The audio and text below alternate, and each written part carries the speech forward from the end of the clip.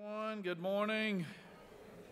The time for convening has arrived. The Senate will come to order. At this time, I will ask all unauthorized personnel to exit the chamber. I recognize the senator from the 28th to speak to the Journal. Thank you, Mr. President, and good morning on this last day of February. I would like to wish one of my good servants and man of the people and guy helping me out in my office this year and helped our former rules chairman out, Ryan Comfort. It is his birthday today, so if y'all see Ryan, be sure and wish him a happy birthday. And I want to wish the rest of you happy Car Keys and Small Change Day. It's also National Chocolate Souffle Day, Floral Design Day, National Tooth Fairy Day, National Public Sleeping Day, it's Rare Disease Day, and World Spay Day. So it's a lot of great days out there. Want to thank all our pages that made their way up to the Capitol this morning and going to be serving the great people of the great state of Georgia. Our great lineup today consists of Hudson Dixon, Jack Huey, Lauren Brooks, Declan Cortez, Alexander G., Catherine Stribling, and Parker Stribling, Raina Levine, Trisha Nanda Kumar, Brant Beckham, and Emma Lai Tam. So thank our pages today for all your great work. We appreciate y'all being here, and now get to work. So, Mr. President, the Journal has been read and found to be correct. Thank you, Senator, and thank you, Pages, for your hard work, and I appreciate the Rules Chairman recognizing them every day. It is recognition that's well-deserved. Is there objection to dispensing with the reading of the Journal? Chair hears none. The reading of the Journal is dispensed with. Is there objection to the confirmation of the Journal? Chair hears none, and the Journal is confirmed. All senators who have bills and resolutions to introduce, please bring them to the Secretary's desk at this time. The first reading and references of Senate bills and resolutions. Mr. Secretary. Senate Bill 258 by Senator Hatchett of the 50th and others, a bill to be entitled an act relating to the Georgia Child Advocate for the Protection of Children Act so as to provide for additional duties regarding legal representation of children and parents. And family. Senate Bill 259 by Senator Hatchett of the 50th and others, a bill to be entitled an act relating to general provisions regarding the Superior Courts so as to move the Superior Court of Banks County from the Piedmont Judicial Circuit to the Mountain Judicial Circuit. Senate Bill 260 by Senator Hatchett of the 50th and others, a bill to be entitled an act relating to general provisions relative to the Department of Economic Development so as to authorize the establishment Regulated industries. Senate Bill 261 by Senator Dolezal of the 27th and others, a bill to be entitled an act relating to general provisions for education so as to prohibit the use of political litmus tests and post-secondary educational. Senate Bill 262 by Senator Watson of the 11th and Goodman of the 8th, a bill to be entitled an act relating to ad valorem taxation of property generally so as to provide for the return of aircraft. Finance. Senate Bill 263 by Senator Watson of the 11th and others, a bill to be entitled an act relating to general provisions applicable to counties and municipal corporations so as to prohibit local governments from disconnecting interconnected public water systems. And labor. Senate Bill 264 by Senator Jackson of the 41st and others, a bill to be entitled an act relating to the university system so as to provide that non-citizen students with certain education. Senate Bill 265 by Senator Tillery of the 19th and others, a bill to be entitled an act relating to general provisions regarding notaries public so as to provide for electronic notarization of certain notarial acts using real-time audio video. Senate Bill 266 by Senator Harbin of the 16th and others, a bill to be entitled an act relating to retirement and pensions so as to provide for a fiduciary duty to invest retirement assets solely in the financial interests of participants. Retirement. Senate Bill 267 by Senator Islam of the 7th and others, a bill to be entitled an act relating to disclosure of certain information to persons undergoing certain surgical or diagnostic procedures, Health failure and to Human comply. Services. Senate Bill 268 by Senator Islam of the 7th and others, a bill to be entitled an act relating to elementary and secondary education so as to provide for limitations on waiver and variance requests by local school systems requesting flexibility, to remove the requirement that local school systems requesting flexibility must select at least one waiver. Senate Bill 269 by Senator Islam of the 7th and others, a bill to be entitled an act relating to transfers or purchases of firearms subject to the NICS, information concerning persons who have been involuntarily. Senate Bill 270 by Senator Summers of the 13th, a bill to be entitled an act relating to access to medical cannabis cannabis so as to provide for legislative oversight to authorize the location of retail outlets for the dispensing of Agriculture and Consumer Senate Bill Affairs. 271 by Senator Albers of the 56th and others, a bill to be entitled an act relating to the Georgia Superior Court Clerk's Cooperative Authority and signature and date of notarial act respectively. Judiciary. Senate Bill 272 by Senator Kennedy of the 18th and others, a bill to be entitled an act relating to courts is amendment so as to supplement the duties of administrative judges to reestablish the criminal case data exchange board. Senate Resolution 214 by Senator Guillen of the 47th and others, a resolution creating the Joint Study Committee on Local Option Sales. Senate Resolution 221 by Senator Burns of the 23rd and others, a resolution creating the Joint Study Committee on Runoff Elections. That completes the order, Mr. President. First reading of House bills and resolutions, please. House Bill 122 by Representative Hawkins of the 27th and others, a bill to be entitled an act relating to higher education savings plan and Georgia achieving a better life experience. House Bill 147 by Representative Wade of the 9th and others, a bill to be entitled an act relating to elementary and secondary education as to provide for a school. Education and youth. House Bill 220 by Representative Leverett of the 123rd and Smith of the 18th, a bill to be entitled an act relating to property so as to provide for means of enforcement of condominium. Judiciary. House Bill 237 by Representative Hagan of the 156th and others, a bill to be entitled act relating to state symbols as to designate the Southeast Georgia Soapbox Derby as the official soapbox derby of the state of Georgia, to provide for promotion of the Southeast Georgia Soapbox Derby, to provide for legislative findings, to provide for related matters, to repeal conflicting laws, and for other purposes. Economic development. House Bill 254 by Representative Jenkins of the 136th and others, a bill to be entitled an act relating to the requirements of an official legal organ. State and local government in general. House Bill 268 by Representative Corbett of the 174th and others, a bill to be entitled an act relating to Criminal Justice Coordinating Council as to provide for the establishment of a grant. Safety. House Bill 440 by Representative Stoner of the 40th and others, a bill to be entitled an act relating to student health in elementary and secondary education so as to authorize public and private schools to stock a supply of undesignated ready-to-use glucagon, to provide for a definition, to provide for requirements. Services. House Bill 444 by Representative Reeves of the 99th and others, a bill to be entitled an act relating to lease pendants so as to revise when an action may operate as a lease. House Bill 480 by Representative Franklin of the 160th and others, a bill to be entitled an act relating to workers' compensation so as to change certain provisions related to workers' compensation benefits. Insurance and labor. That completes the order, Mr. President. Secretary will read reports of standing committees.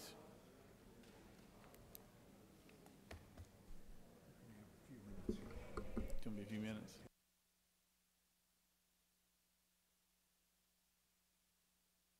The Senate Committee on Ethics has had under consideration the following legislation, as instructed me to report the same back to the Senate with the following recommendation. Senate Bill 222, due pass by substitute, respectfully submitted Senator Burns of the 23rd District Chairman. The Senate Committee on Finance has had under consideration the following legislation, as instructed me to report the same back to the Senate with the following recommendation. Senate Bill 220, due pass by substitute, respectfully submitted Senator Huffstedler of the 52nd District Chairman. Senate Committee on Government Oversight has had under consideration the following legislation, as instructed me to report the same back to the Senate with the following recommendation. Senate Bill 215, due pass by substitute. Senate Bill 176, due pass by substitute. Respectfully submitted Senator Harbin of the 16th District Chairman.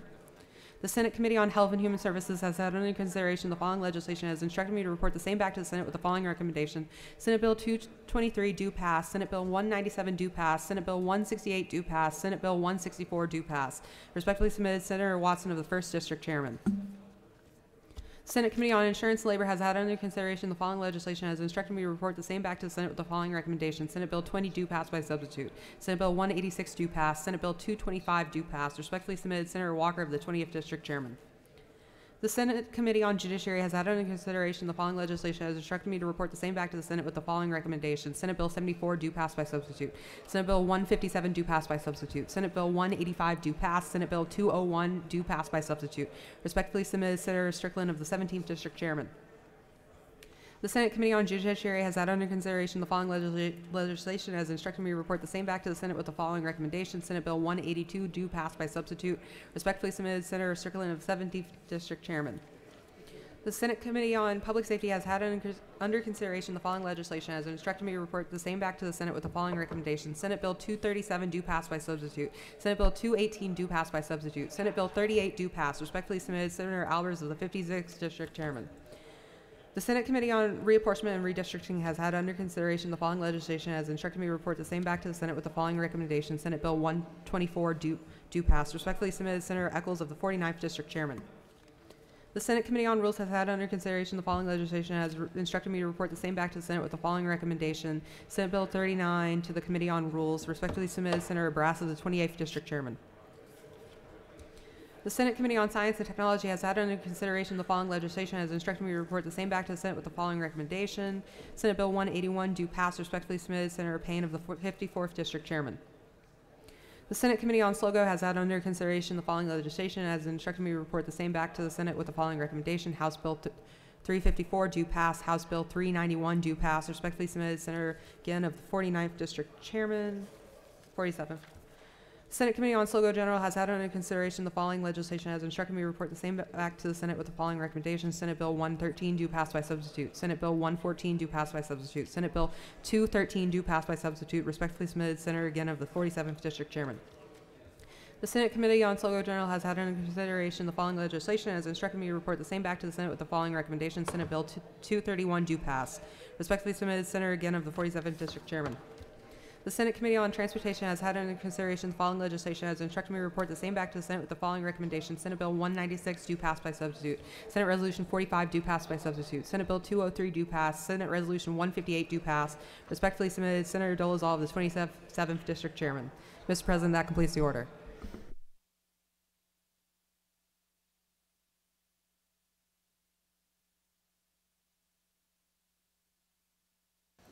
Second readings.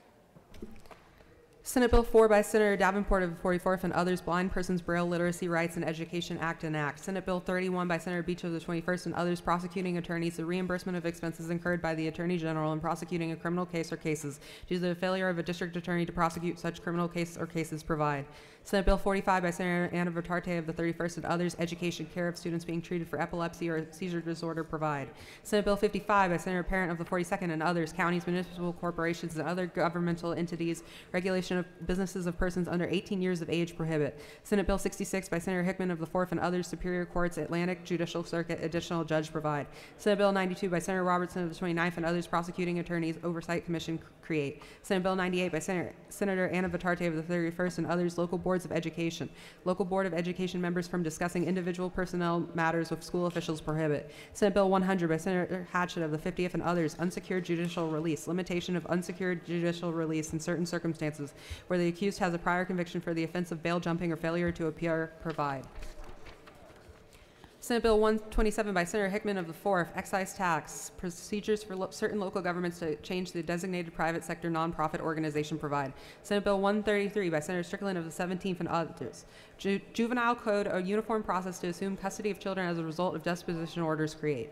Senate Bill 148 by Senator Kennedy of the 18th and others, nonprofit corporations comprehensively revise, simplify, and modernize said chapter.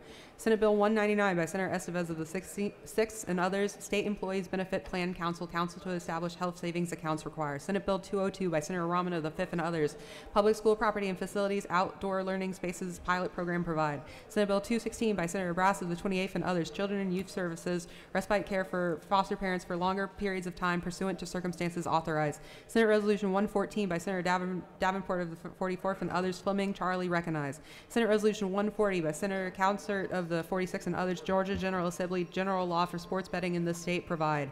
Senate Resolution 175 by Senator Brass of the 28th and others, Joint Study Committee on Dual Enrollment for Highly Skilled Talent at Younger Ages create. Senate Resolution 176 by Senator Brass of the 28th and others, Taiwan, commend. That completes the order, Mr. President.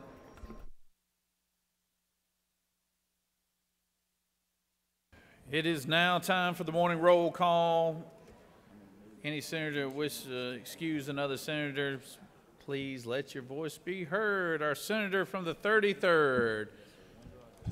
Thank you, Mr. President, and good morning, y'all. I ask for unanimous consent to excuse the following senators for business inside the Capitol: 5, 20, and 54.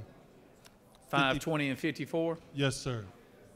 All right, without objection, senators from the 5th, the 20th, and the 54th will be excused. Senator from the 29th. Mr. President, I rise and ask unanimous consent to excuse the senator from the 37th for business inside the Capitol. Without objection, the senator from the 37th is excused. Senator from the 17th. There we go. Good morning, Mr. President. I ask unanimous consent to excuse the senator from the 19th for business outside the Capitol. Without objection, senator from the 19th is excused. Senator from the 22nd. Morning. Ask for unanimous consent to excuse the senator from the 41st for business outside of the Capitol. Without objection, senator from the 41st is excused. Is there any other motions to excuse? All right. Secretary will call the roll of senators. Signify your presence by voting the yea switch. Secretary, unlock the machine.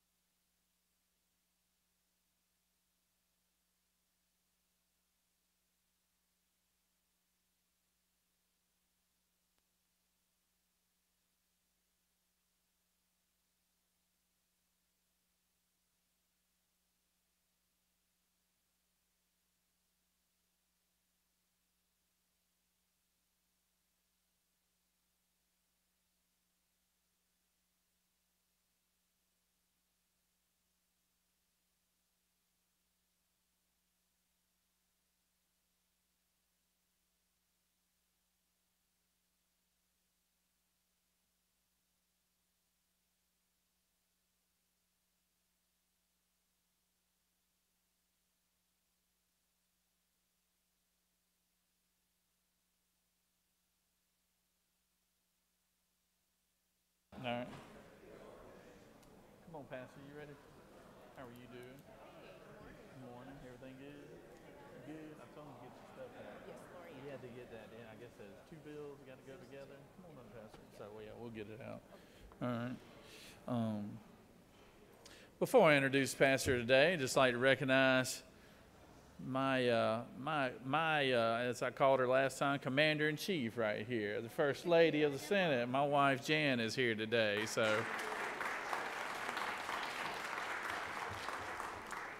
she's here to check on me, make sure y'all ain't beating up on me too bad, I know. So, but anyways, always glad to have you here, Jan.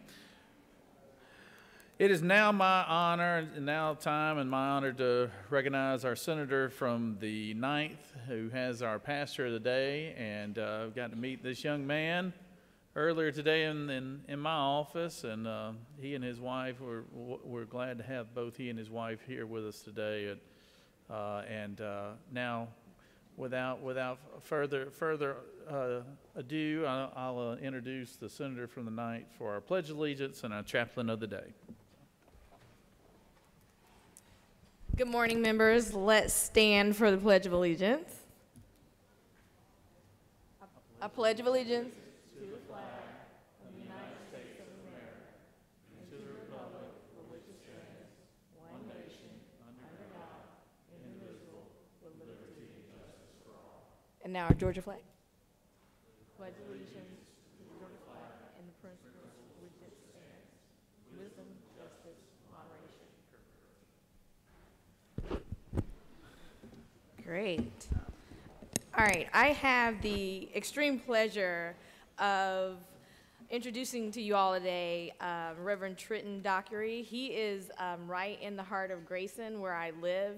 He and I had the pleasure of meeting while we were doing a community service on MLK, I believe last year, and we delivered food to the community that day. We delivered pizzas to some of our families that were out of school that day, and he and I had the most wonderful conversation.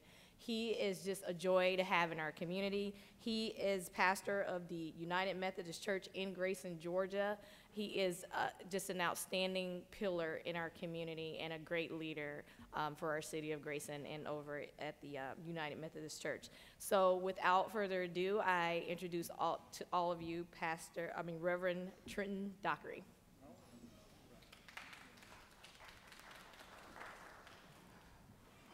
Well, good morning. It's an honor to be here. Give honor to God, honor to my wife who's here, Kristen. Want to thank Lieutenant Governor and my fellow senators who are here, and especially Nikki Merritt for giving me this opportunity. I recently got a promotion to become the senior pastor at Grayson, so I'm grateful for that. And I was, thank you. I was also got the privilege of being a successful basketball coach for my 4-year-old daughter, who scored 2 buckets. First time she did that, yeah. And my wife gave me the distinct pleasure and responsibility of being the night captain to my 8-month-old daughter. She said she's done breastfeeding, no more waking up at night. Trenton, it's your responsibility. You got it from here. I carried her for 9 months. You got the rest. And, you know, I think part of it could have been because, you know, we'll never know as a man what it means to carry a child in that way. But I also believe she trusts me because when a mistake happens, I'm going to handle it maturely. That's how trust is built. It's not about doing things the right way each and every time. It's about when there is a mistake, when you made a decision that didn't work out. You don't blame it on anyone else. You don't lie about it. No, you face it. You deal with it head on. I think that's a mark of good leadership. Flawlessness is no longer possible for any of us. I look in the mirror and I see gray hairs now. I've gained more weight than I want to admit.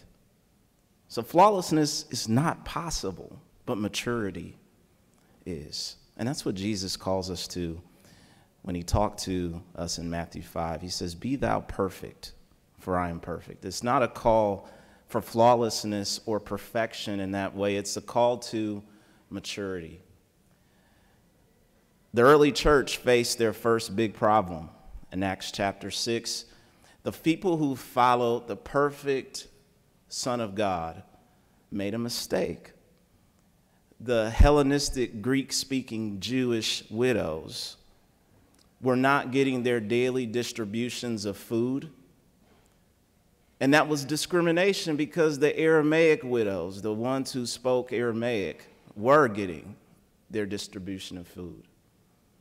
So those who watched the perfect Son of God who's healed and did everything right made their first big mistake as the church was being built. How would they respond? How would they respond to this mistake that they made? I think they teach us a lesson. They said, we can't stop preaching the word and doing the things that are necessary to grow the church, but what we can do is to ensure that this doesn't happen again, that there's no more discrimination in our community. Let us raise up new leaders who will make sure that the Hellenistic widows get their daily distribution of food. You see, they teach us that image management was not what they were going to be leading from. They were going to lead from mission fulfillment. And if we are about fulfilling the mission of helping Georgians, helping our families, leading our country, we cannot be a people that hold on to our egos. If we make a mistake, we have to face it head on and learn from someone else who can make sure that we don't make that same mistake again. And that's what the disciples did. They raised up Hellenistic-speaking leaders to make sure that the widows got the food that they needed. Without their leadership, we don't get Stephen, and we also probably don't get Paul, who was pierced in his heart to see what God was doing in the world. So I ask you, no matter if you are a senator here, a home person, or a night captain like I am, it's not about getting it right every time. When you make a mistake, will you handle it maturely? That's what our world needs to see in all of our leaders. It's maturity, because flawlessness is no longer possible. May I be able to pray for you?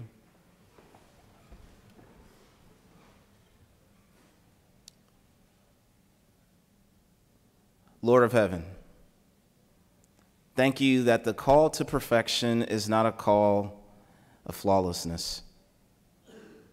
It is a call to maturity. You make us mature as we confess and then repent. You purify our hearts. So that, Lord, when we face challenges, even sometimes of our own doing, we learn from it. And we're better as a result.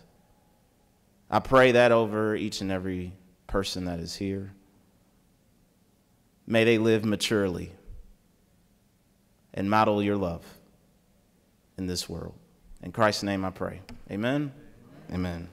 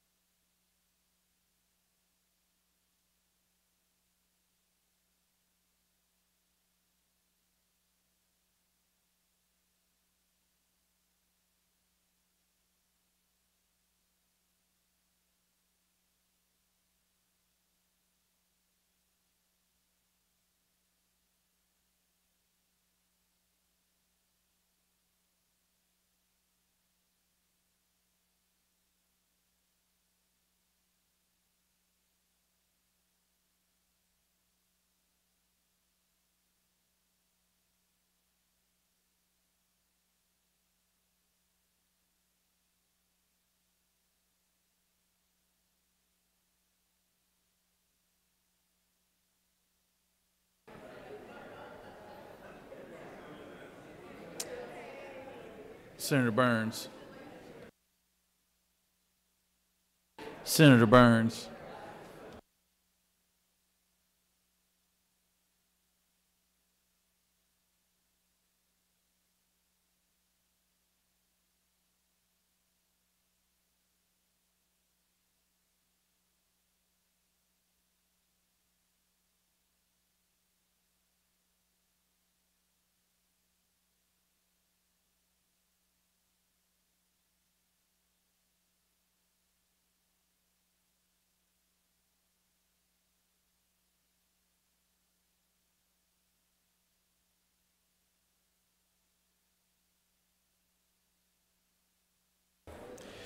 It is always a pleasure to have our Doctor of the Day. We really do appreciate these men and women from around the state of Georgia coming and offering their time and services to the people of the General Assembly. And to introduce our Doctor of the Day, I call on our good friend, the Senator from the 23rd, to introduce. Thank you, Mr. President. Good morning, colleagues. It's my honor to introduce our Doctor of the Day, Dr. David Fallaw. Dr. Fallaw serves as the Chief Medical Information Officer at Augusta University Health in Augusta, Georgia. He provides leadership and direction for the development and implementation of the Clinical Systems Strategic and Technology Plan for the organization. He hails from Augusta, Georgia, was educated at Wofford in South Carolina, went on to the University of South Carolina Medical School, and then did his residency at AU. He's a proud member of the faculty there, and we're delighted to have Dr. David Fallaw as our Doctor of the Day. Please welcome Dr. Fallaw. Well, thank you, Senator Burns, and thank you, everybody here. It is such an honor and a privilege to be able to assist today. And first, I want to thank you for all your leadership in leading this great state of Georgia. As most physicians, you start off really going into medicine to take care of patients. When I went to MCG, I actually found an additional passion as well, and that's for teaching. And so I've been there for, this will be soon to be my 18th year, teaching residents, medical students, and our future physicians of the state of Georgia. I wanted to thank you again for your support for the Medical College of Georgia as well. I know this is the start of the season, so there's all sorts of yellow snow outside, so if you need any assistance, I'm right down the hall. And thank you again, and it's been a pleasure. All right. Thank you.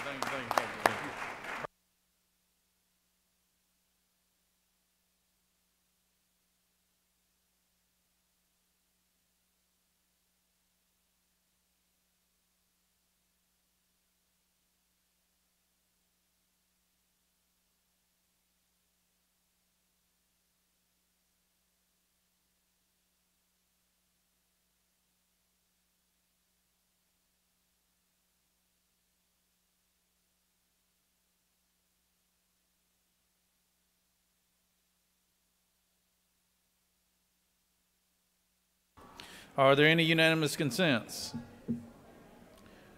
Chair hears none. It is now time. Does any senator wish to rise on a point of personal privilege?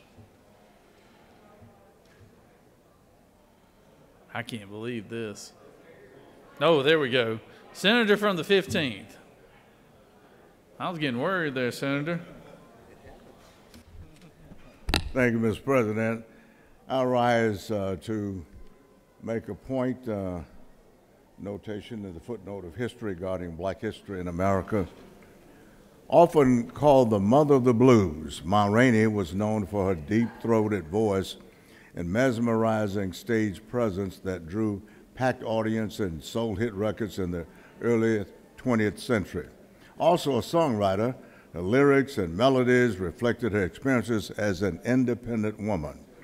Ma Rainey was born Gertrude Melissa Nix Pridgett in Columbus, Georgia, on April 26, 1886. Her parents, Thomas and Ella Allen Pridgett, were minstrel performers. Rainey displayed a talent for singing at a young age and began performing as a teenager. She made her debut with the Bunch of Blackberries review at the Springer Opera House in Columbus, Georgia, that still stands. She then began singing with traveling vaudeville sets in talent shows, tent shows, honky-tonks, and carnivals. It was on the performance circuit that she met comedian, singer, and dancer Will Paul Rainey, and the two got married in 1904. They formed a double act, Ma and Pa Rainey, and toured with various African-American minstrel troupes and vaudeville groups. Most notably, the Rabbit Foot Minstrels. After a dozen years of marriage, Ma Rainey and her husband separated. Rainey then created her own show, Madam Gertrude Ma Rainey and her Georgia Smart Set. Rainey, the mother of the blues, was influential for bridging the traditions of vaudeville and authentic Southern blues. The blues descended from the call and response storytelling songs of West Africa. Captive African passed them down through the generations while enslaved in the Western Hemisphere. Rainey's strong voice and characteristic moaning style of singing also fueled her success. Life as a traveling entertainer was not easy for African Americans in the early decades of the 20th century. The Theater Owners Booking Association, TOBA, arranged many of their performances. TOBA was well known for its exploitive working conditions and the low wages it paid African American performers. Many eventually claimed that TOBA stood for Tough on Black Artists. Still, Rainey was a star on the Toba circuit. She attracted large audiences of adoring fans across the South and Midwest. Her performances drew racially mixed, though still segregated audiences, demonstrating her wide appeal. Her 2-hour show usually began with jazz numbers by the band and performance by a land of chorus girls. After comedy routines and other acts, Rainey would make her grand entrance and dazzle the audience with songs like I Ain't Got Nobody, A Good Man Is Hard to Find, and her encore, C.C. Rider Blues. Rainey signed a recording contract with Paramount Records in 1923, making her one of the earliest recording blues musicians between 1923 and 1928. She recorded almost 100 records, many of them national hits that are now part of the American musical canon. Her 1924 recording of C.C. Rider Blues, for which she was accompanied by young Louis Armstrong, was added to the Library of Congress's National Recording Registry in 2004. Rainey's songwriting was notable for its raw depiction of life from the perspective of a woman struggling with heartbreak, depression, and other maladies. But amidst these difficulties, Rainey's protagonists did not rely on male partners or submit to the rules society tried to inflict on them. In the song Oh Papa Blues, Rainey tells of the wrongs a former lover committed against her, but her lamentation soon turned to scheming for revenge. Prove It On Me blues, etc. Rainey's cultural legacy is profound. She was a mentor to the legendary blues singer Bessie Smith, and the two were rumored to have a romantic relationship as well. Rainey made a home in Chicago for many of the 1920s years and early 1930s. When she lost her recording contract with Paramount, the company claimed her style of blues had fallen out of fashion. She resumed touring and performed at private parties. Following the deaths of her sister and mother, Rainey returned to Columbus, Georgia, to live with her brother.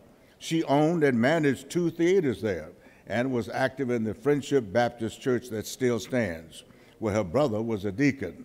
Rainey passed away from a heart disease ailment on December 22nd, 1939. She was 53 years old. Thank you, Mr. President. I yield the well.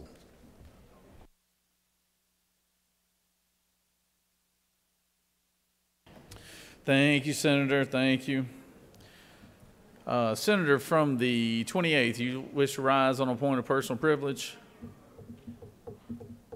Senator from the 28th is texting away. Would you like to rise on a point of personal privilege? And please be mindful of, trying to keep points of personal privilege between 3 and 5 minutes, Senator, if you don't mind. Mr. President, I only need about 14 minutes of your time. So, ladies and gentlemen, today I just rise to simply invite you to a lunch being hosted by the Georgia Environmental Finance Authority. Our very own Hunter Hill is their director, and as many of y'all know, GFA provides low-interest loans for water, wastewater, stormwater, and solid waste infrastructure, and provides funding for energy efficiency and renewable energy programs. So great programs that our local communities take advantage of. Again, they will be in room 514 of the CLOB from 11 a.m. to 1 p.m. for lunch. So they will feed you. Hope to see you there. Thank you, Senator. Senator, your suit's fitting a little better this year. Your wife's got you on a good routine right now. So, Senator from the 14th, you'd like rise on a point of personal privilege?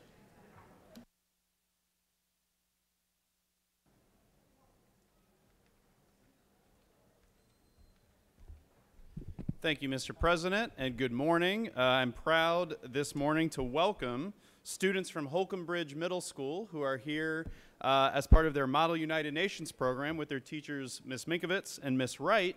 I always have to commend students who take a special interest in civic life and in our government processes, whether it's international or here in the state of Georgia. Really excited to welcome them. If y'all are in the room, if you could stand so you could be recognized. Thanks for being here, guys. Thank you, Mr. President.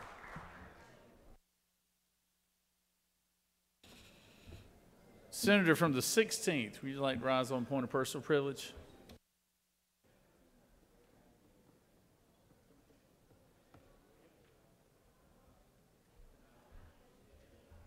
Thank you, Mr. President. I appreciate you recognizing me. On your desk, you will find a document. What's interesting, Georgia, let me start here. Georgia is the #1 state to do business in, but we are also the #1 state for litigation. We have moved up and past California, and on your desk you will find what's called the judicial hellhole, which talks about the issues that are going on in Georgia right now. Georgia is facing more and more issues of litigation and what's going on, and the insurance companies are also losing money in those issues. Personal lines auto is losing money. When they bring $1 in, $1.04 is going out. If you go to commercial auto, you're going to see $1.14 or more. And what's happening is the judgments are being higher and higher and higher. Also, just premises liability issues that are going on, the same thing. And what happens is that when businesses cannot get insurance or it gets so costly, they move to other states. They move to a state that has a better environment so that capital is moved. We had a major carrier, national carrier. In 1 year, their loss ratio moved up 10%. Part of that because of parts and inflation and what's going on, but we need to be mindful of that businesses that cannot be insured, that cannot buy insurance, in many places the market has just dried up where they cannot get it. I just ask us to really consider that if we want to continue to be #1, we've got to consider where we go in the area of litigation and what we allow judgments to be. I ask you to review this because it's going to affect every business that you deal with and even persons that you deal with, and we need to be mindful of that. If we want to keep Georgia #1, we also need to make sure that we're not #1 in the things that we don't need to be #1 in.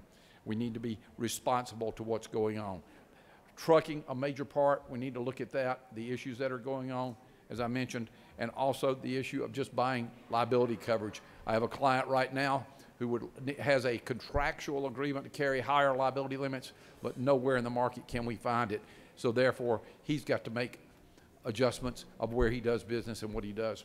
So with that, Mr. President, I thank you for the time and ask that each of you review this report and understand what we are faced with in Georgia. Thank you, sir. Thank you, Senator. Senator from the 34th, would you like to rise on point of personal privilege?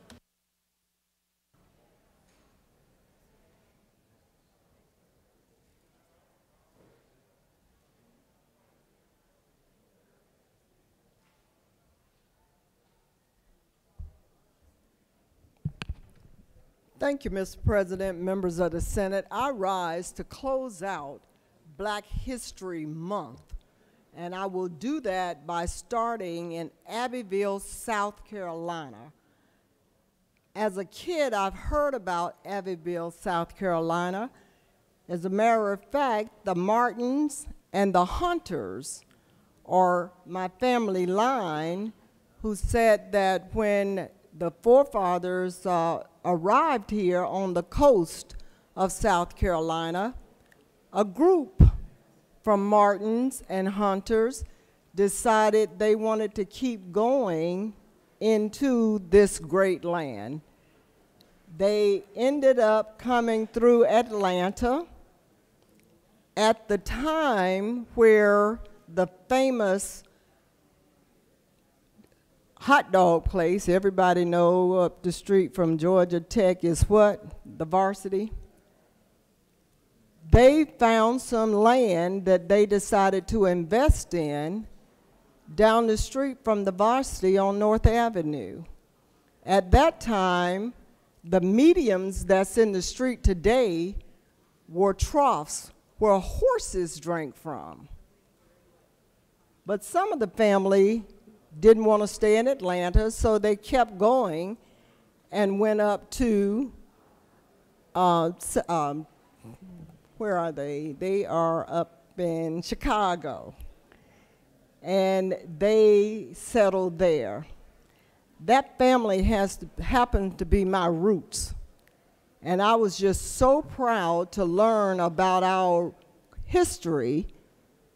But the irony is, many of those family members who are still alive and were alive when I was elected more than 30 years ago were very proud to say that they had a daughter, a niece, a cousin, a family member in this chamber.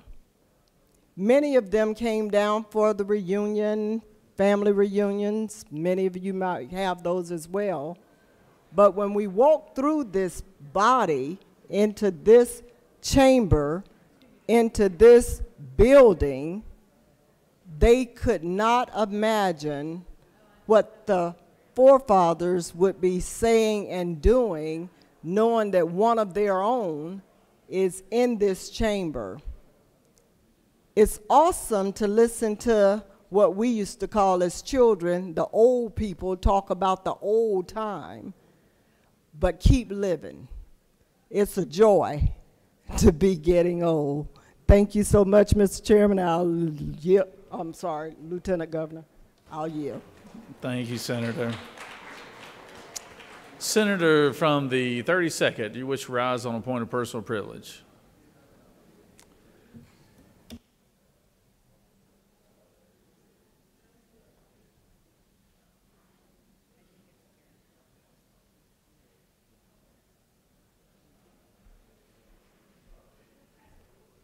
Thank you, Mr. President.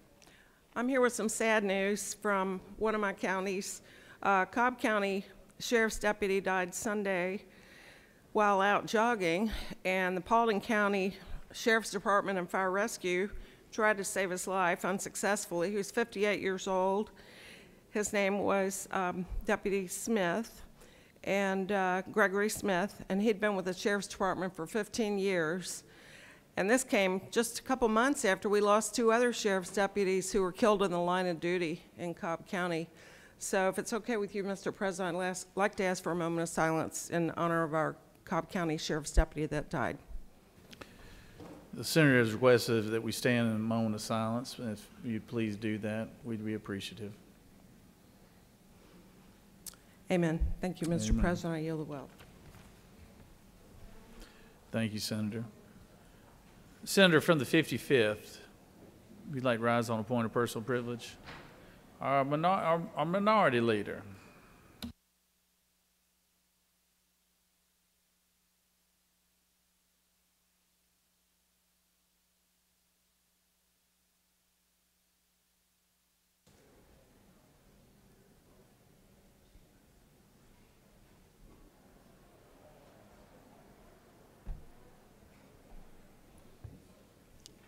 Thank you, Mr. President, members of the Senate.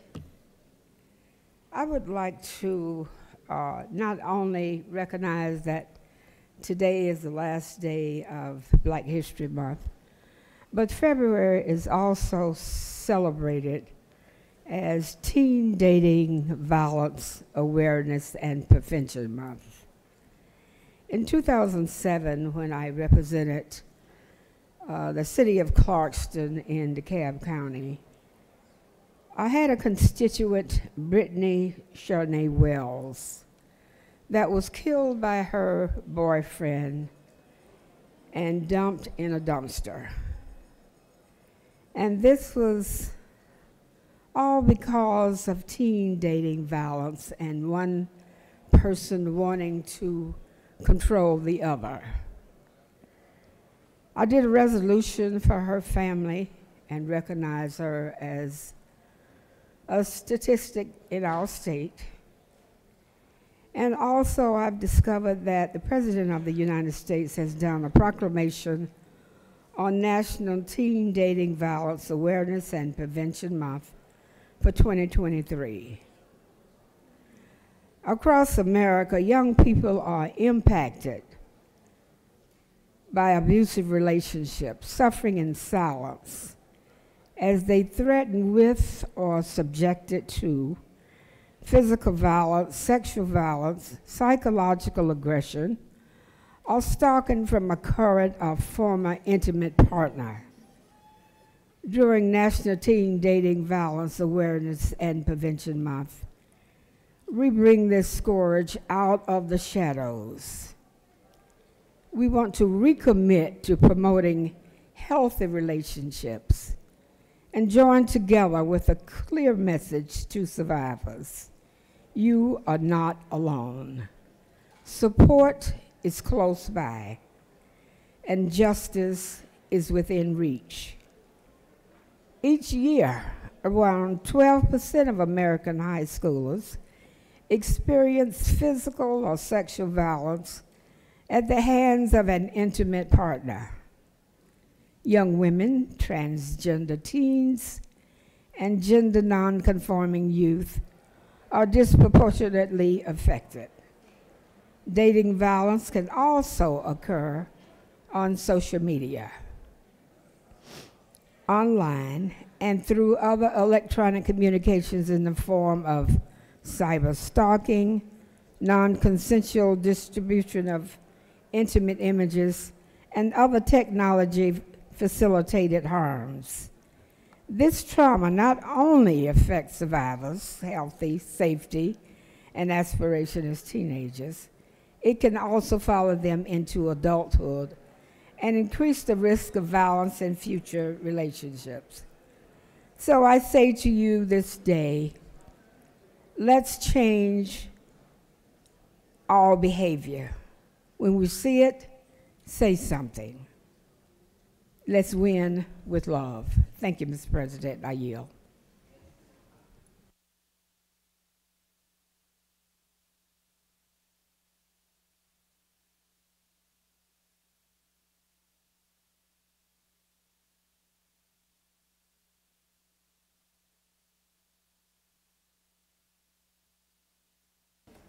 You have a local consent calendar. Oh, excuse me, a consent calendar of privilege resolutions here. Does any senator wish to remove a resolution from the consent calendar? Is there objection to the adoption of the resolutions on the consent calendar? Chair hears none, and the resolution on the consent calendar are adopted.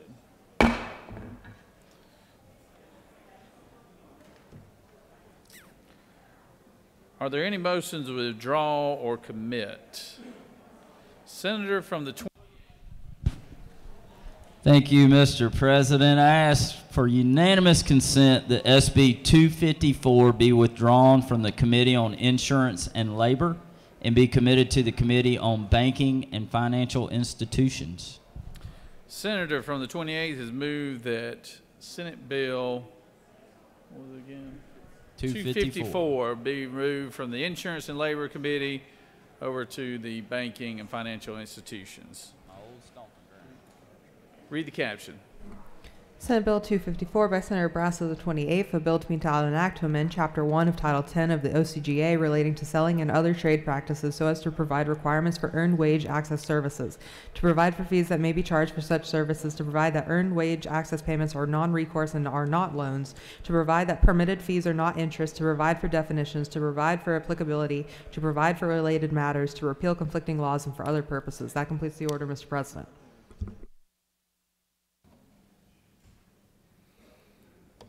So the senator's moved. Is there objection to the senator's request? I'm assuming, Mr. Chairman, that you've checked with both the chairman of banking and insurance on this, and they're all good with this? All right. Is there any objection? Without objection, we will move Senate Bill 254 from insurance and labor to banking and financial institutions. You have before you a consent calendar of local bills. Mr. Secretary, have any objections been filed on any of the bills of the local consent calendar? Mr. President, there are no objections filed. Senator from the 55th, what purpose do you rise? Parliamentary inquiry. State your inquiry. Mr. President, do we have a quorum on the floor? I'm sorry, say it again, Do Senator. we have a quorum? We're working on one right now. Hold on.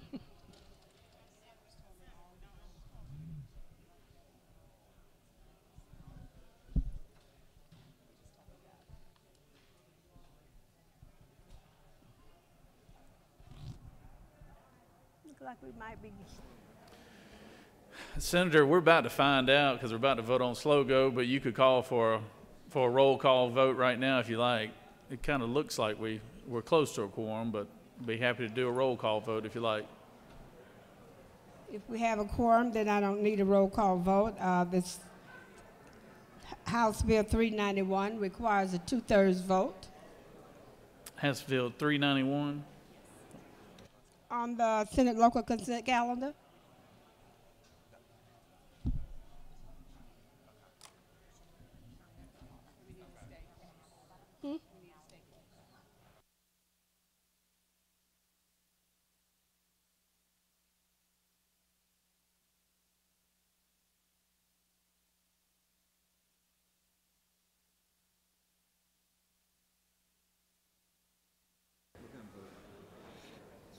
The question is on House Bill 391 on your.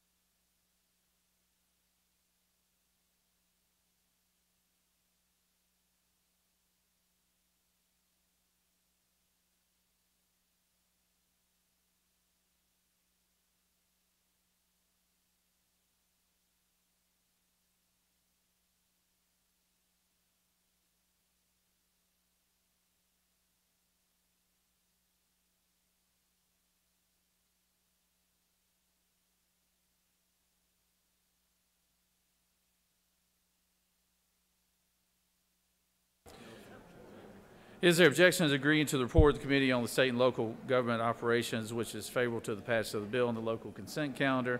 Chair hears none. The report on the committee is agreed to. The question is on the passage of the bills on the local consent calendar. All those in favor vote yea. Opposed, nay. Secretary will unlock the machines.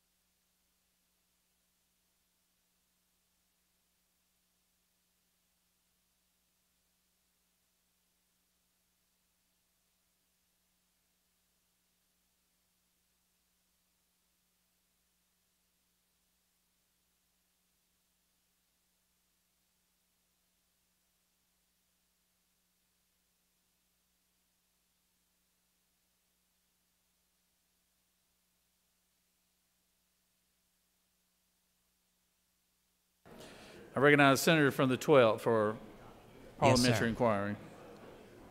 Mr. President, I would like to offer a motion to reconsider HB 391, please. So the senator has requested that HB 391 that is on the consent calendar be reconsidered. So that is the notice that we will take up that bill separately in the morning, or that resolution separately in the morning.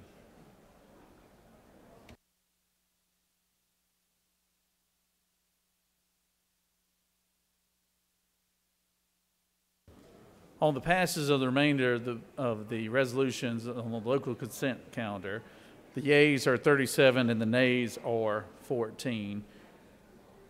And having these local consent calendar having received the requisite constitutional majority are therefore passed.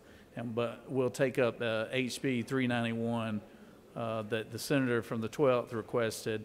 It needs 2/3 votes, and so we will take it up first thing tomorrow at her request. So thank you for that, Senator.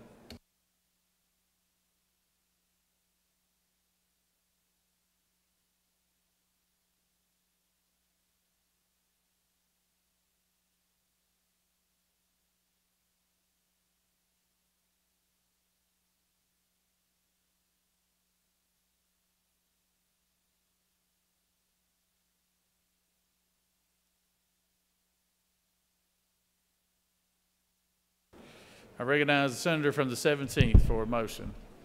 Thank you, Mr. President. I move the Senate adhere to its substitute to House Bill 18, that a conference committee be appointed. Read the caption. Mr. President, the House insists on its position in disagreeing to the Senate substitute and has appointed a committee of conference to confer with a like committee on the part of the Senate on the following bill of the House. House Bill 18 by Representative Burns of the 159th and others, a bill to be entitled an act to amend an act making and providing appropriations for the state fiscal year beginning July 1st, 2022 and ending July 30th, 2023, known as the General Appropriations Act.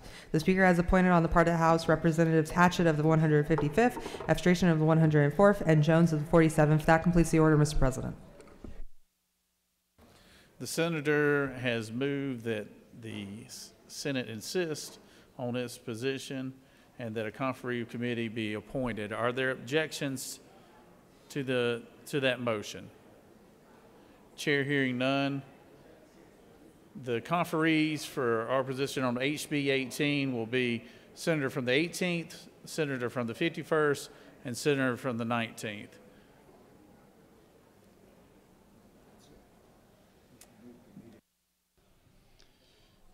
I recognize the senator from the 17th for another motion. Thank you, Mr. President. I kept waiting for the senator from the 17th, but I guess I'm getting closer. Mr. President, I move the Senate immediately transmit House Bill 18 to the House. The senator has moved that we immediately transmit HB 18 to the House. Is there objection?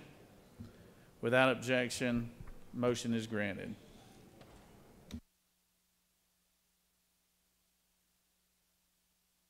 Moving on to the rules calendar.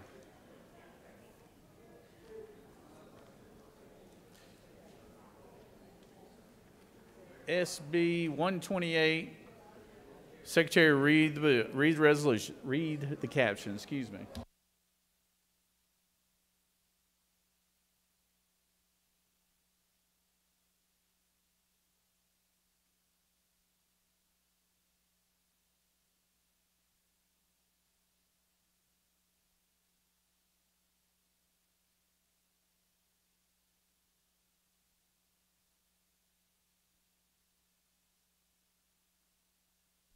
Senate Bill 128 by Senator Albers of the 56th and others, a bill to be entitled an act to amend Article 7 of Chapter 20 of Title 47 of the Official Code of Georgia Annotated, the Public Retirement Systems Investment Authority law, so as to raise the limit for the total percentage of funds that the Peace Officers Annuity and Benefit Fund may invest in alternative investments, to provide for related matters, to repeal conflicting laws, and for other purposes.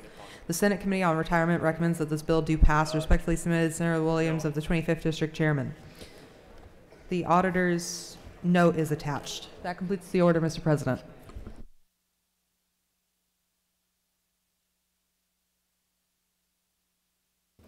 I recognize the senator from the 56. Speak to the bill.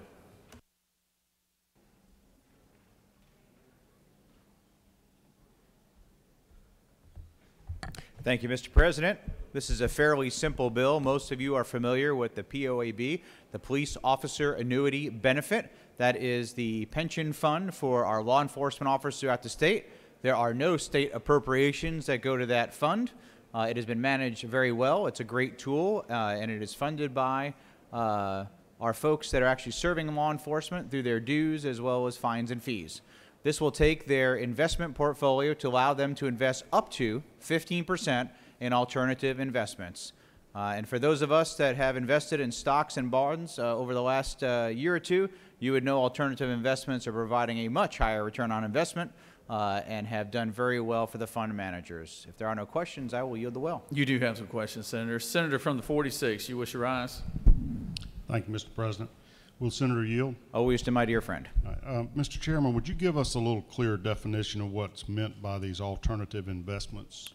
Certainly. Alternative investments can be things such as private equity funds outside of the normal stocks and bonds that you would buy.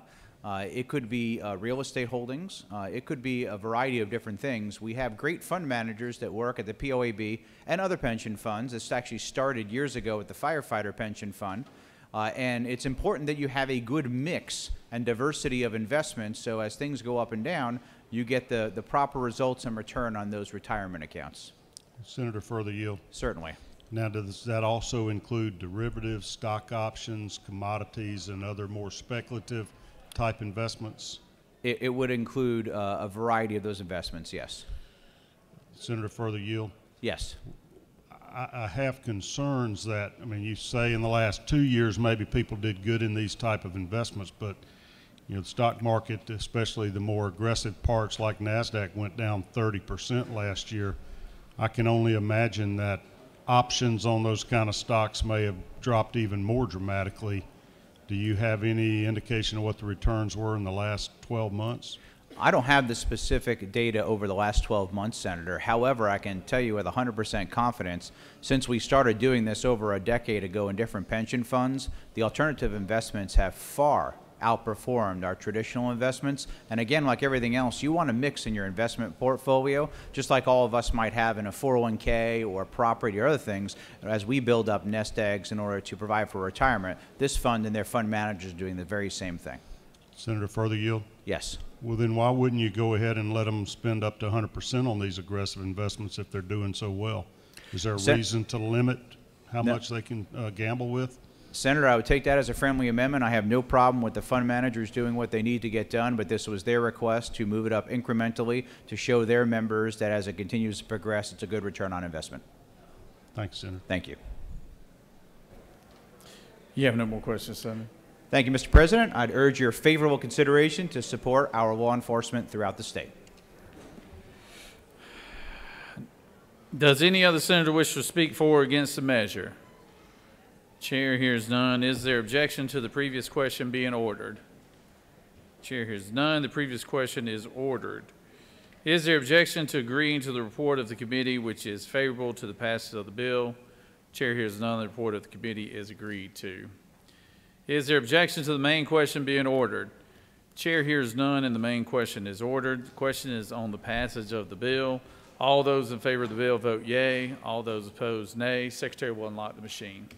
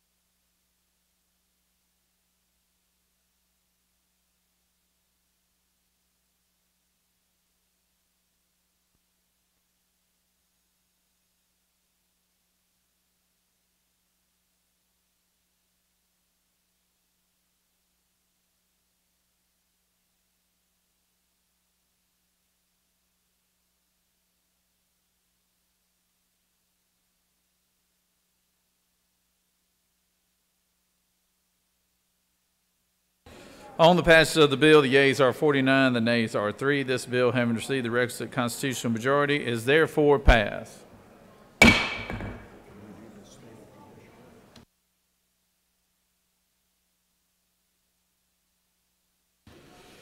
Have a message from the House. We're going to interrupt the rules calendar for a second. Got a message from the House. Secretary, read the caption. House Resolution 280 by Representative Abstration of the 104th, a resolution calling a joint session of the House of Representatives and the Senate for the purpose of hearing a message from the Chief Justice of the Supreme Court, inviting each other Justice of the Supreme Court and each Justice of the Court of Appeals to be present at the joint session and for other purposes. That completes the order, Mr. President. I recognize the Majority Leader to speak to the resolution.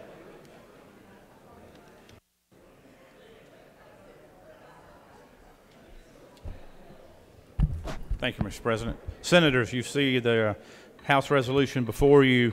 House Resolution 280 basically calls for a joint session of the House and the Senate. It's one of the most important and exciting days of our session is to hear from the judiciary. So the State of the Judiciary hearing will be March the 8th at 11 a.m. You will need to leave the chamber here at around 10:45 and walk over to the House chamber, and we will hear from our Chief Justice. Mr. President, I'm happy to take any questions, or I'll yield the well. You have no questions, Senator, but I'll wait for your motion when you get back to your, Thank you very much. your chair.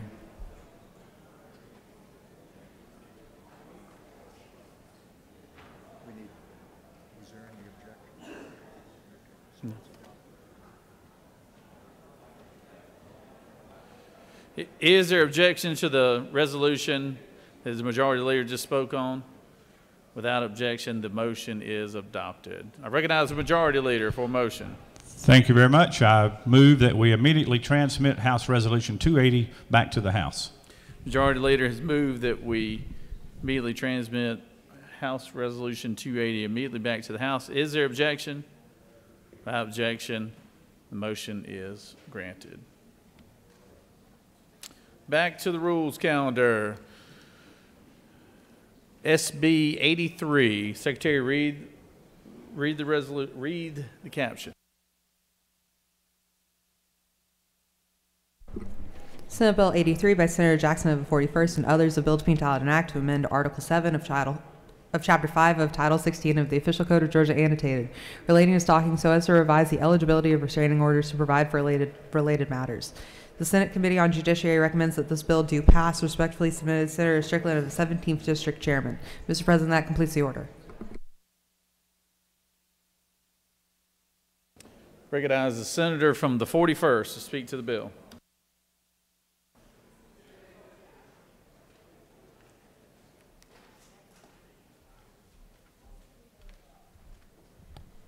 Thank you, Mr. President. I rise today and ask for your favorable consent on Senate Bill 83. This is a small bill that addresses a really large problem. What we know is that there are many victims of stalking where the first symptom that they are in trouble is that they are being stalked in the shared home with their intimate partner. The most egregious story that I've heard from the advocates of this is that there was a woman who was living in a shared domicile with her partner. They were no longer really together. She was staying in the guest bedroom. But because he was stalking her, because he was tracking her phone, her vehicle, anytime she would try to make an effort to get out, she was not very able to do it. But one day she did manage to get out, and she drove to the police department, and she asked them to help her. And the police asked her, well, is he hitting you? Because if he's hitting you, then you can get a domestic violence TPO. And she says, well, no, he's not hitting me, but he's following me everywhere. When I go to the bathroom, he's opening the door to check on me and make sure I'm not using my phone, or when I go into my separate bedroom. And so she returned with no TPO, no alternatives, because the police department says, if this is happening in this home where the stalker lives, then there's no protections for you. And so she returned home. He looked at the tracker that he had and realized that she was probably trying to get some help and was really angry with her. And then the next day, she decided to pack a go bag, just a little bag to be able to get out. And he watched her in her bedroom on his camera, watched her packing that go bag, and that was the moment that he chose to move from the stalking to the violence. And he went in when he saw that she was packing a go bag, and then he proceeded to beat her. If we had had this bill, she could have received a temporary protective order before he ever laid hands on her. And so that's what this bill does. I want to be clear, I've been working on this for 3 years. I've been working with criminal defense attorneys and with prosecuting attorneys and all the advocates to try to get this right. We have not changed the definition of stalking at all when it comes to the criminal code. We are simply saying that, listen, if this is happening in a person's home, a shared home, then they can go to a judge and receive a temporary restraining order so that they can get help. With that, Mr. President, I will stand for questions. You have no questions, Senator. Well, then I ask for your favorable consent. Thank you.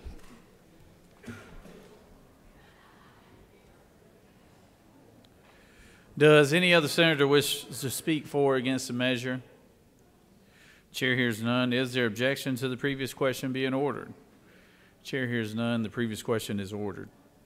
Is there objection to agreeing to the report of the committee which is favorable to the passage of the bill? Chair hears none. The report of the committee is agreed to. Is there objection to the main question being ordered? Chair hears none. The main question is ordered. The question is on the passage of the bill. All those in favor vote yea. All opposed, nay. Secretary will unlock the machine.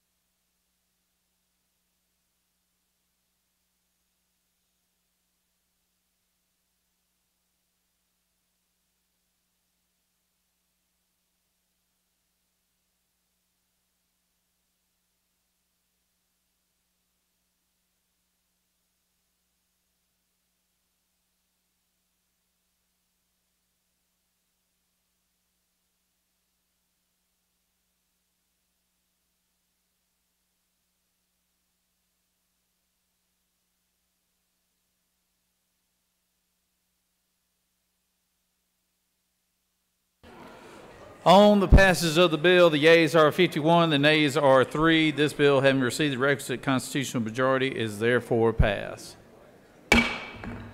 Good job, Senator. Moving on, Senate Bill 149. Secretary, read the caption.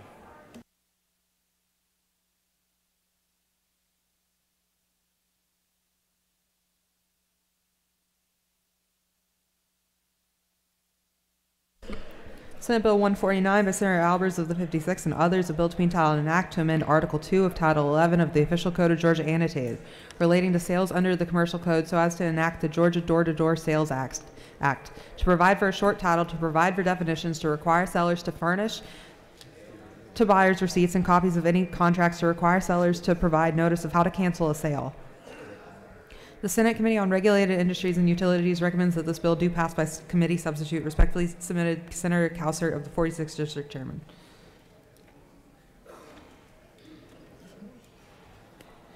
Regulated Industries and Utilities offers the following substitute to Senate Bill 149, a bill to be entitled an act to amend Article 2 of Title 11 of the Official Code of Georgia annotated relating to sales under the Commercial Code so as to enact the Georgia Door-to-Door Sales Act, to provide for a short title, to provide for definitions. That completes the order, Mr. President. Recognize the senator from the 56. Speak to the bill.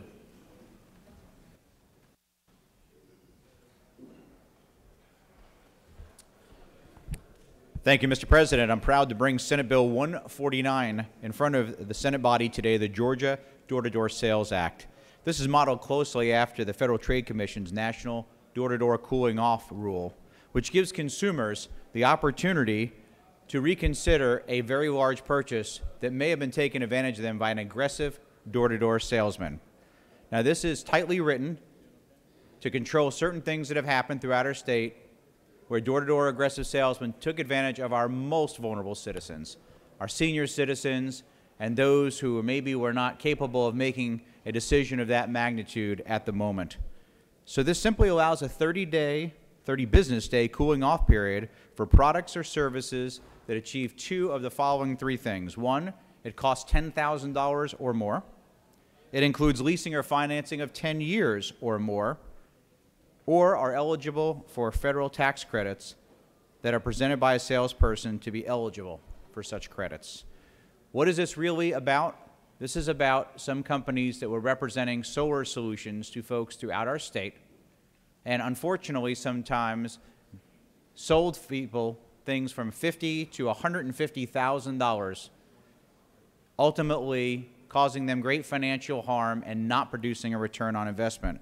I want to give a quick shout out to Fox 5 Atlanta investigative reporter Randy Travis, who in the last couple of years did a series of investigative news stories showing how these rogue folks who are mostly from out of state took advantage of our vulnerable citizens. This will hopefully assure they have the ability to reconsider, to talk to family members, friends, church members, and make sure they're getting the right advice to do what's good for them. Mr. President, if there are no questions, I will yield the well and ask for favorable consideration. You have no questions, Senator. Thank you.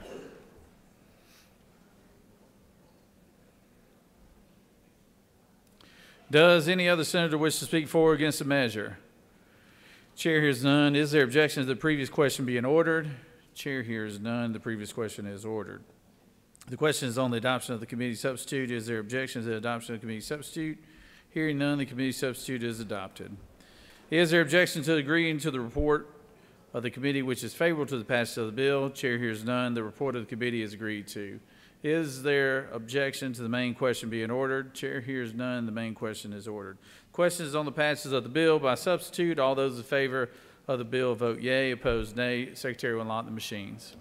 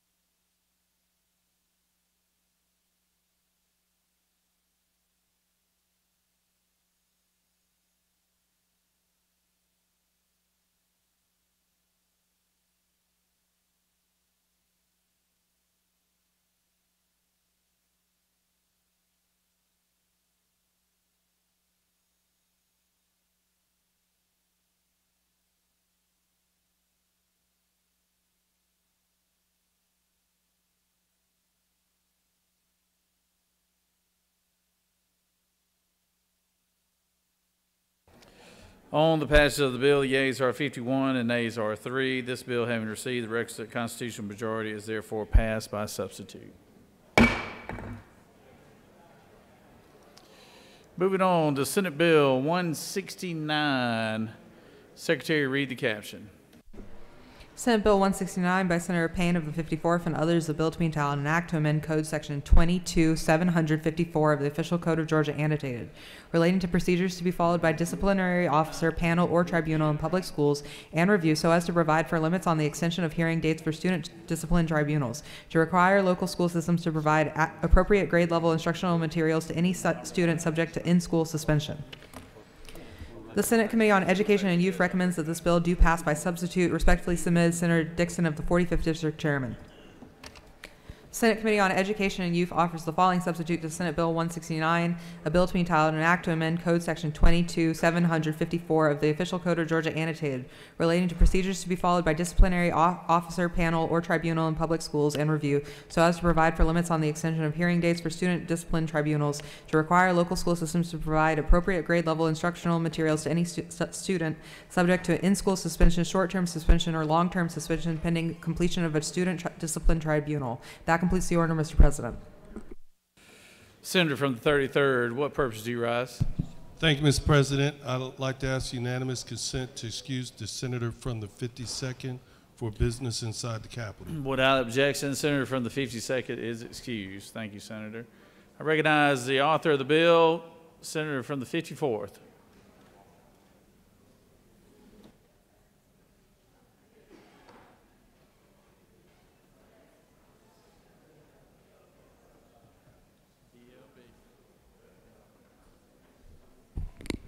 Thank you, Mr. President.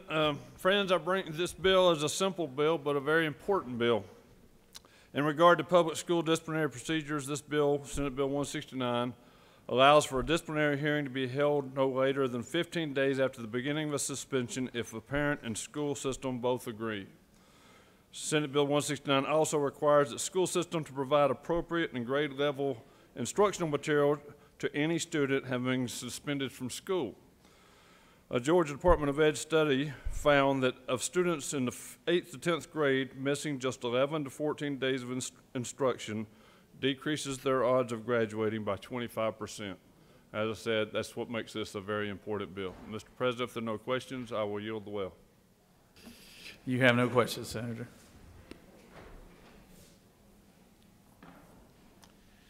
Does any other senator wish to speak for or against the measure?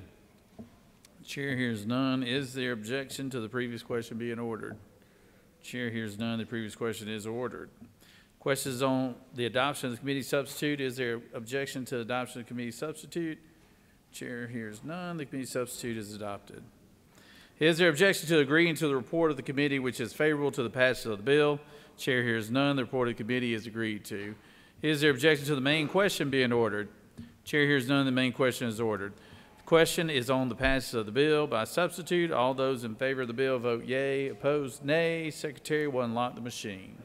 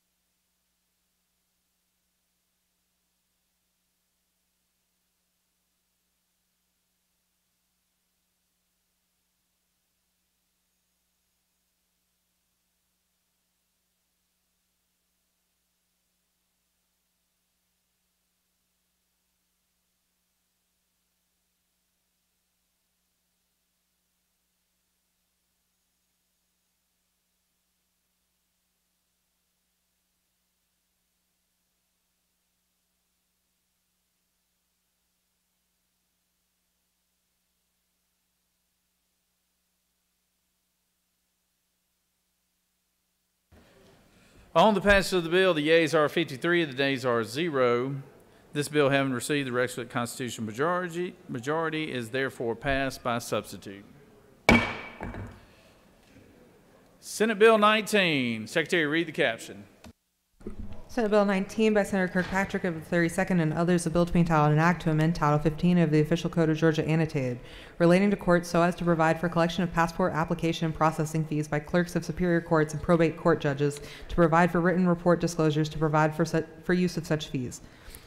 The Senate Committee on Government Oversight recommends that this bill do pass by substitute. Respectfully submitted, Senator Harbin of the 16th District Chairman. Senate Committee on Government Oversight offers the following substitute to Senate Bill 19, a bill to be entitled an act to amend Title 15 of the Official Code of Georgia annotated, relating to courts so as to provide for collection of passport application and processing fees by clerks of superior courts and probate court judges, to provide for written report disclosures, to provide for use of such fees, to provide for local acts and local agreements.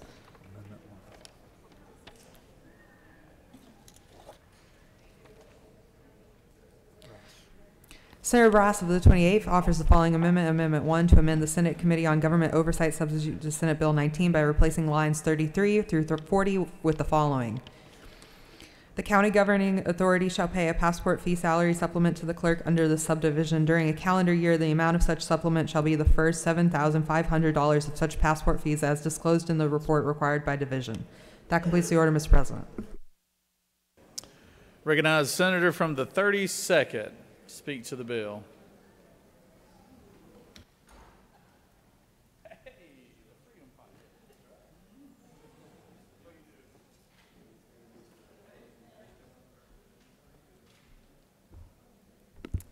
Thank you, Mr. President.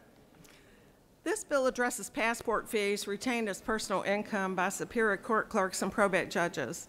About 78 clerks of court and 8 probate judges are currently processing U.S. passport applications in Georgia, in addition to post offices, libraries, and some other facilities. In about 50 counties, clerks or probate judges keep the fees as personal income over and above their salaries and benefits. There's a processing fee of $35, which goes directly to the clerk or probate. This is handled different ways in different counties by these elected constitutional officers. Some split the fees between the county and the clerk or probate's office in different ways, including one of my counties, Cherokee County, which splits between the county and the clerk's office. And others allow the fees to go directly to a clerk or probate's bank account. Although this has apparently been in place for a number of years, I first learned about it last fall in media coverage in one of my counties, Cobb, where the clerk had taken home about $425,000 over a 2-year period, in addition to her $170,000 annual salary.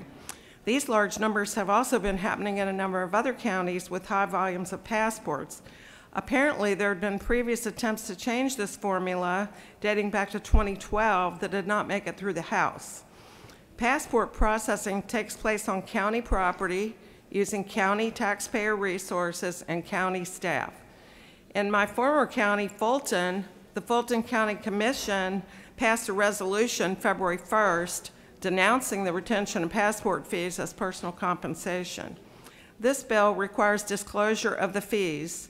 Section 1 calls for the fees to be shared between the county and the clerk's office with a 50-50 split that can be changed either by a local bill or written agreement with the county. The bill authorizes that $7,500 can be kept by the clerk as a salary supplement with disclosure. Section 2 does the same thing, but for the probate judges, and the effective date is January 1st, 2024. There is an amendment by the senator from the 28th that exactly lines up Section 1 and Section 2 and allows the $7,500 supplement to be adjusted by either a local bill or a written agreement with the county government authority. This amendment fixes all the concerns that I have heard from the clerks and gives flexibility to adjust that $7,500 supplement. I support the amendment. I hope that you'll agree with me that passport fees collected by county elected officials using county resources should be disclosed, and that a reasonable agreement should be in place as to how the fees are handled. With that, I'm happy to go for questions. You do have a few questions, Senator. Senator from the 37th, you wish to rise? Thank you, Mr. President. Does the lady yield? I yield. So I know there's some folks who are watching this online and some people in the public are trying to get their mind around this. Isn't it true that a lot of folks in our community were almost in disbelief of the current state of the law? So am I to understand, Senator, that the current state of the law allows fees on passports through our clerk's offices to be collected and a large percentage of those fees be actually retained by the clerk themselves as personal income? Is that what this bill addresses? Yes, sir. In fact, in my county, that money was not going through the county financial department and was going straight to a Wells Fargo account. So in our county in Cobb, what was the estimate over a 2-year period? How much personal income did the clerk in our county take by virtue of this otherwise legal process? $425,000 over a 2-year period. Of personal income over 2 years, and this bill eliminates that and allows it to be no more than how much, Senator? It currently, in this version of the bill, it requires that the amount is split between the county and the clerk's office, but it also allows a supplement up to $7,500. With the amendment, it would allow that amount to be adjusted upward with agreement of the county commission or county governing authority with either a written agreement or a local bill. And I'll just wrap by saying, isn't it true, people in our community have been outraged by this practice, and that, I thank you for the bill. This addresses good government and the transparency in a way that citizens of this state can be proud of. Thank you. Thank you, Senator. I will say that the public were not the only people blindsided by this arrangement that was happening. In fact, many in our county government were blindsided as well. Thank you for the questions. Senator from the 9th, you wish to rise for a question? Senator, do you yield? Sure. Few questions. So the past clerk was Mrs. Keaton, is that true? Yes. And she served for 8 years, that is also true? Yes. Okay. And during that time, she was too collecting passport fees. I think for most of her, or the last end of her tenure, I think she was receiving over 25,000 for those months, her last months that she was in office, because she opened up a passport facility in Cobb. Is that true? I'm going to have to take your word for that number, Senator, but that arrangement was taking place towards the end of her term. And as I mentioned earlier, I was not aware that that was taking place, and had I been aware of it, I would have had this bill in 2018 when I first got down here. Okay. Is it also not true that ACCG has brought this issue up to this body before? It was 10 years ago. Is that not true? That's my understanding. Okay. So help me understand why why has it been taking so long to change this policy? Ms. Keaton in for 8 years, 10 years this was an issue, got dropped. Now that it became media attention, now we're trying to change it again. So just help me understand, why is this so urgent right now, whereas it was not before? I can't speak for what happened before 2017 because I wasn't here then. And as I mentioned, I just became aware of this problem because it was brought to the attention of the public by the media. And that is when I first started digging into it and trying to find out what was going on. But my understanding of why it wasn't fixed a long time ago was that the House was resistant to passage of the bill. Okay. Does the senator refer to you? Yes. Do you know why the House would have been opposed? I do not know. Okay. I don't deal with the House inside baseball a lot. Does the senator refer to you? Yes. Okay. So is it true that this will hurt? I know in our larger counties, they're drawing some nice salaries as an elected official. Some of them are making six figures, but our counties outside of the metro area, they are not. So is it true that this would more so hurt them if we change this policy? Senator, I would disagree with that, and I have been working with the various clerks, some of them are from rural counties, trying to get a better idea of the numbers and what the actual correct number would be for the amount of passports that are being processed. Obviously, there was a spike during post-pandemic, but things seem to be settling down from that standpoint. And I think that the flexibility that is in the bill and also in the amendment is going to is going to fix the problem that the rural clerks have. Okay, thank you. Senator from the 2nd, you wish to ask a question? Does the senator yield? Absolutely, thank you. Senator, this is, my question is, it seems that we spend a lot of time in this body legislating for one or two counties. As I have continued to say, I don't live in Atlanta, I don't live in the metro area, I live down I-16 in Chatham County. And my concern for this measure is this impacts the counties outside of the metro area that we seem to be so fascinated to regulate. So Senator, my question is, have you worked with the local Board of Commissioners to address this issue without bringing a statewide bill that would have broad impact over what everybody does that's not in Atlanta? Well, Senator, it's not actually just two counties. There are several large counties that have the same problem. But I have talked to anyone who's been willing to come and talk to me about the issue, and I've tried to address their concerns. And I think my original thought was that we should not be taking money home that is not disclosed or going through payroll at the county level. But in working with the clerks that came to see me, I've been willing to accept that there are some counties that do this differently and that there is room for flexibility in the supplements that are currently going out. So that $7,500 number is based on what we had done previously for the probate judges on vital records. And in addition, the amendment that I mentioned, which the senator from the 28th will likely want to speak about, that gives each county a lot of flexibility as to how they both split up the money between the county and the clerk's office, but also whether they want to raise that supplement. Does the senator further yield? Yes. And is it not further true that this bill appears to be one that the county commissioners, the Board of Commissioners in a lot of counties are looking at in the same way that we've talked about salary supplements as a way to bring more revenue back into their county outside of what these clerks do on a day-to-day basis? Is that not further true? I think that would be true if the money were being disclosed to the county and it was going through payroll like other income. Thank you for the question. Further question.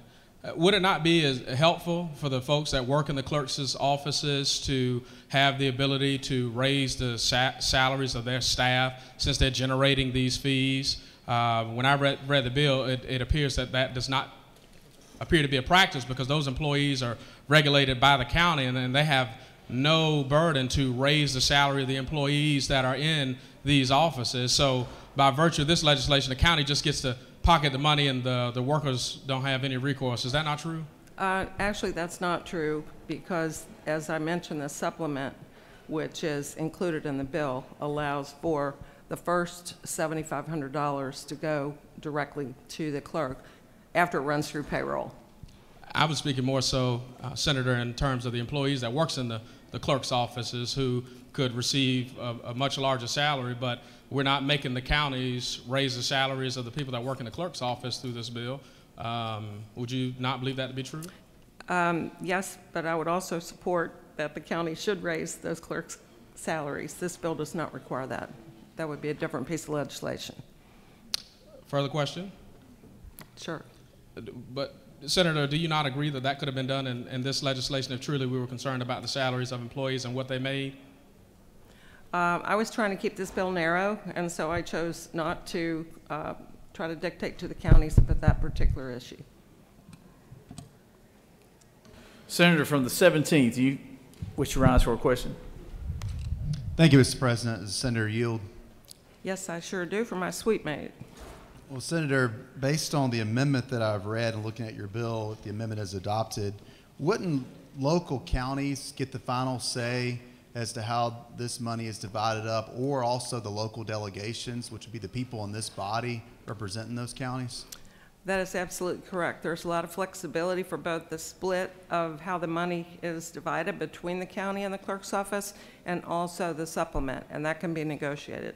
Do you further yield? Yes. So if we adopt the amendment with the bill, we'll maintain local control, and also in this body, we'll have local control with our delegations as to how to address this matter.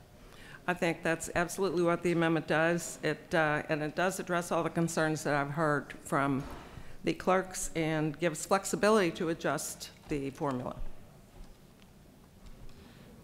Senator from the 21st, you rise for a question. Yes, Senator Yield. Yes, sir. Most clerks, at least in my county, they use the same auditors that the Board of Commissioners use, so the money is disclosed. You keep saying the money's not disclosed. It must be disclosed, and you know how much money your clerk made. How'd you find that out? Their salary is certainly disclosed, Senator, but in one of my counties, the money was not being disclosed to the county and was going directly to a bank account. Okay, thank you.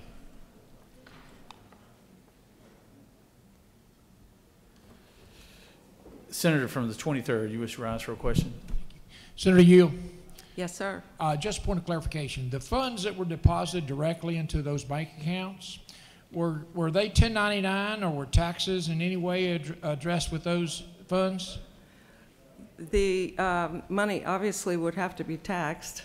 But, well, I would say it'd have to be reported, but since it's not considered further yield. Yes, sir. Is it not true that if it were not reported through the county and handled via payroll, the county would not have reported that income? That's correct. Thank you. I have no further questions.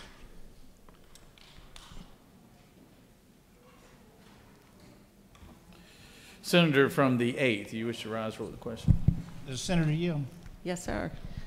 Senator, is it not true that these clerks, in performing the task of doing passport applications, that it's voluntary? They don't have to do it? That's correct.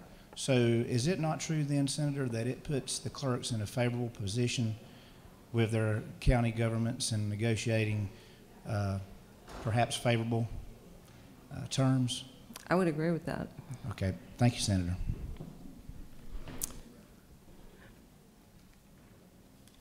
Senator, I'm going to yield well. Yeah, Mr. President, thank you. Senator from the 22nd, do you wish to speak on this measure?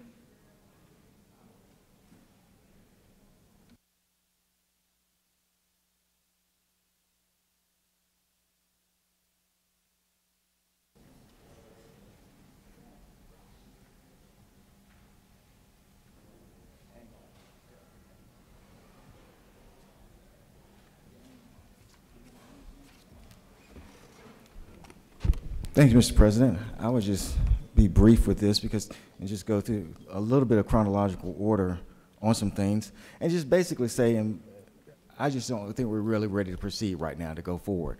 And here's why. Because we're moving fast, really because of news headlines. So let's kind of look at what our statute says, number one. So it says that provided for under the laws of the United States or regulations promulgated pursuant to such laws shall be provided such laws or regulations as personal compensation to the clerk of Superior Court for the performance of those duties. That was the status of the law. That was the law of the state of Georgia. That came from federal law, where Genesis came from. And that's been the law for the state of Georgia. And it clearly says it is for personal compensation to the clerk. It is true, without a doubt, that in 2012, these same issues were brought up. In 2012, though, it's very interesting that words and language that was used was, should clerks have personal compensation? Clerks use this as supplemental income. Clerks have an opportunity to have supplemental income. The language that was used was one that was very straightforward and described the bill or described what was happening in a real coherent way, supplemental income. And that bill or those conversations died. 2017, ACCG did a survey of clerks. And what they found was that those who self-reported, 33 clerks self-reported and said that they were receiving supplements for their personal income. When we actually look at it, I think it's actually a total of 75 who receive a supplement for personal income. And so we have been moving, as this is, looking at it periodically, having some discussions about it, saying that we really don't know how to figure it out, and we've gone forward. But then all of a sudden, in 2022, the language changed.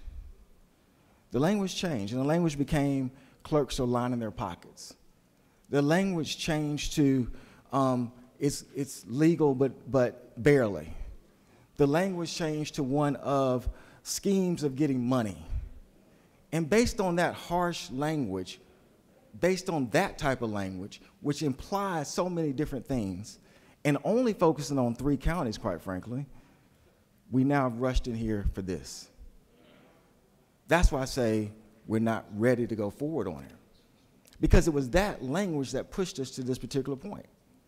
It was 3 counties that we looked at to push us to this particular point, when, as my friend from the second says, it's a total of 75. There's other counties that are going to be impacted. Disclosures, first of all, many counties actually do disclose that through audits that have been mentioned. When we start talking about going through payroll, that may be very well an idea we could look at. But then to say we're going to cap at $7,500, those are just numbers that we're just using. Quite frankly, there were potential amendments that would come forward to talk about 20% or 40%. Any numbers that we use are not really based on any real facts or evidence, quite frankly. It's just based on we're just trying to figure out an answer to something that has been, number 1, in statute, number 2, has been discussed and moved forward on, and said we don't really know how to go forward on it, so let's just continue. And all of a sudden, 3 clerks in the metro area are put on front and center, and language used about lining pockets and schemes and things of that nature, and we come running in here to try to figure all of this out, which has not been figured out since 2012. So my point is very simple. There's no heroes or villains in this type of situation, but you can sometimes move too fast. Whatever the reasons why it died before it died, the bottom line is we don't need to go forward based on headlines, based on that kind of language. And that's the only reason why we're here, and we know it. We're not here because anyone found this statute and said, wow, I really don't like it. We're here because the newspapers and other persons put in their headlines schemes and lining pockets, and it's legal, but it's barely legal, and all this kind of stuff. That's why we're here. And the idea of local control, man, that's laughable at this point. No one should come in this well anymore talking about local control. That doesn't even exist. So all of us from this point should stop even saying that. So that doesn't even exist in this body. So I would just say, as I mentioned, I can't say there's necessarily a hero or a villain in this, but I do know we're going too fast, and we need to put on the brakes, defeat this particular bill, any of the amendments coming forward, possibly do a study committee. Let's actually look at this in a coherent way, not one being pushed by language that is incendiary and has a lot of different tones under that language, because it wasn't used in 2012. I read you the type of language that was used then. Wasn't used in 2017. That's where we should be pushed to this based on that. And with that, Mr. President, I yield for any questions. You do have a question, Senator. Senator from the 43rd, you wish to ask a question? Thank you, Mr. President. Does the Senator yield? Yes. Based on your presentation, I followed it very closely, and you mentioned language that was used and was not used. I asked the author, and I got an answer, but I'm asking you, why do you think the language changed? Well, you have many reasons. Number one, you have meaningless clicks, quite frankly. And then number two, the language I can't get into people's heads, but I will say this. The person, 75 clerks are getting this. 3 persons that were basically blasted on the media. The one constant theme is, number one, they're from the Metro, and I'm not from the Metro either, my friend from the second. And number 3, they were all African-American women. Now, we don't control the media. We don't control that, but that is what happened, and that's not right. But that's a media issue. It's also a larger issue in our society. But my point is very simple. Whatever their motives are, the motives of the media are irrelevant. We know why we're here. It's because of that language. It's not because some scholar came to us and said, this is why we're going forward. It's because somebody thinks they found something. They didn't find anything. The media didn't find anything because, as I said, all this stuff is, and you can Google it and find conversations in 2012, find the conversations in 2017. So there's no eureka moment. They didn't find anything. But they just decided to make a big deal about it.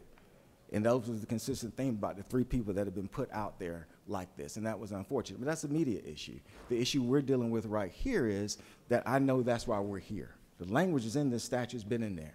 It's there. And what's brought us here is headlines, and we can be better than that. And what I'm saying is, certainly when we talked about disclosure, absolutely, no problem with that. But let's figure out how to get that done. But as I said, many counties say, as the senator from 21st, he says, there is disclosure. But let's understand where that is and where it's not. When we start talking about going through payroll, fine. But when we start talking about caps or percentages, we're just making that up, quite frankly. It's not based on anything. So let's just hold off and then move forward later. And we may come back to the same place. I don't know. I do know this. I know why we're here today, and it's unfortunate. Thank you. Senator from the 9th, you wish to ask a question?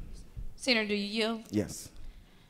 Senator, is it not true this is a constitutional elected office? That's correct. Okay.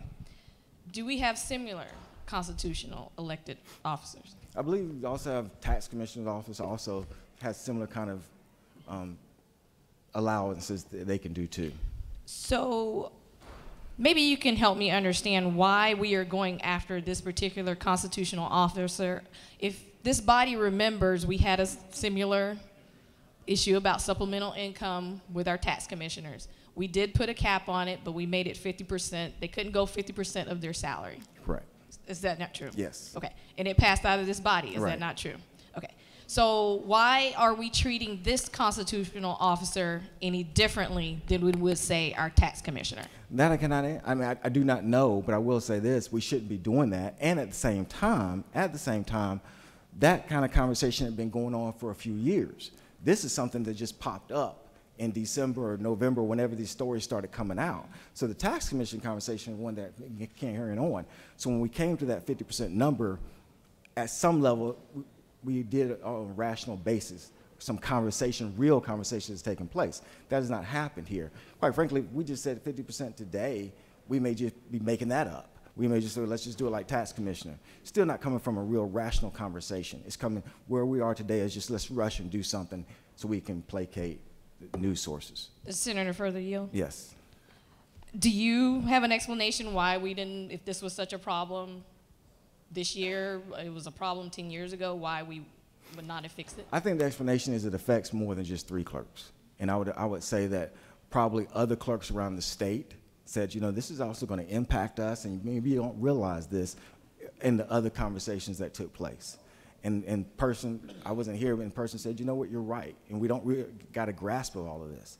Because when it came up, most likely the person said, this affects more than just Atlanta. It's more impact than you may understand. And so a person said, okay, we'll move off of it.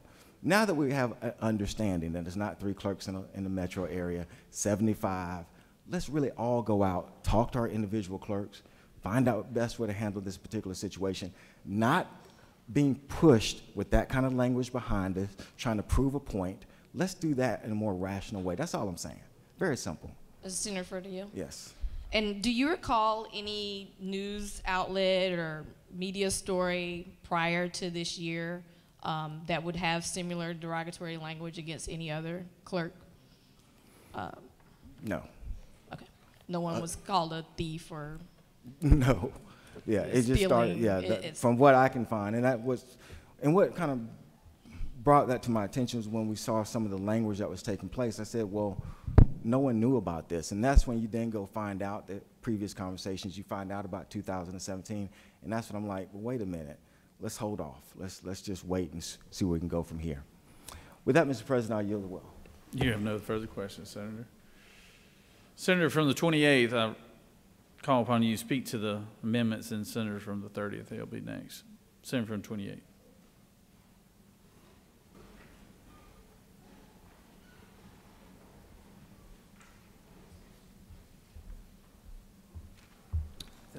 Thank you, Mr. President. As we all know, up here as the bill moves along, there it's a process, and we hear from both sides of every issue. And so what we try to do is we try to come to compromise. And I know in this world, in today's political world, compromise has become a bad word, but it's something that we as a state can need to get back to. So I've simply tried to split the baby here. And I've tried to do that in a couple of ways. Number one, on Amendment 1, and I've got 2 out there, 1 and 1A. Number 1, simply what we're doing here, if you'll look down on lines 9 and 10, we're essentially going to let our clerks and our local counties negotiate out their own deal. And then Amendment 1A, we're actually going to raise that cap from $7,500 to $20,000. And I think that is based on what I've heard in the hallways and based on conversations we've had in this chamber.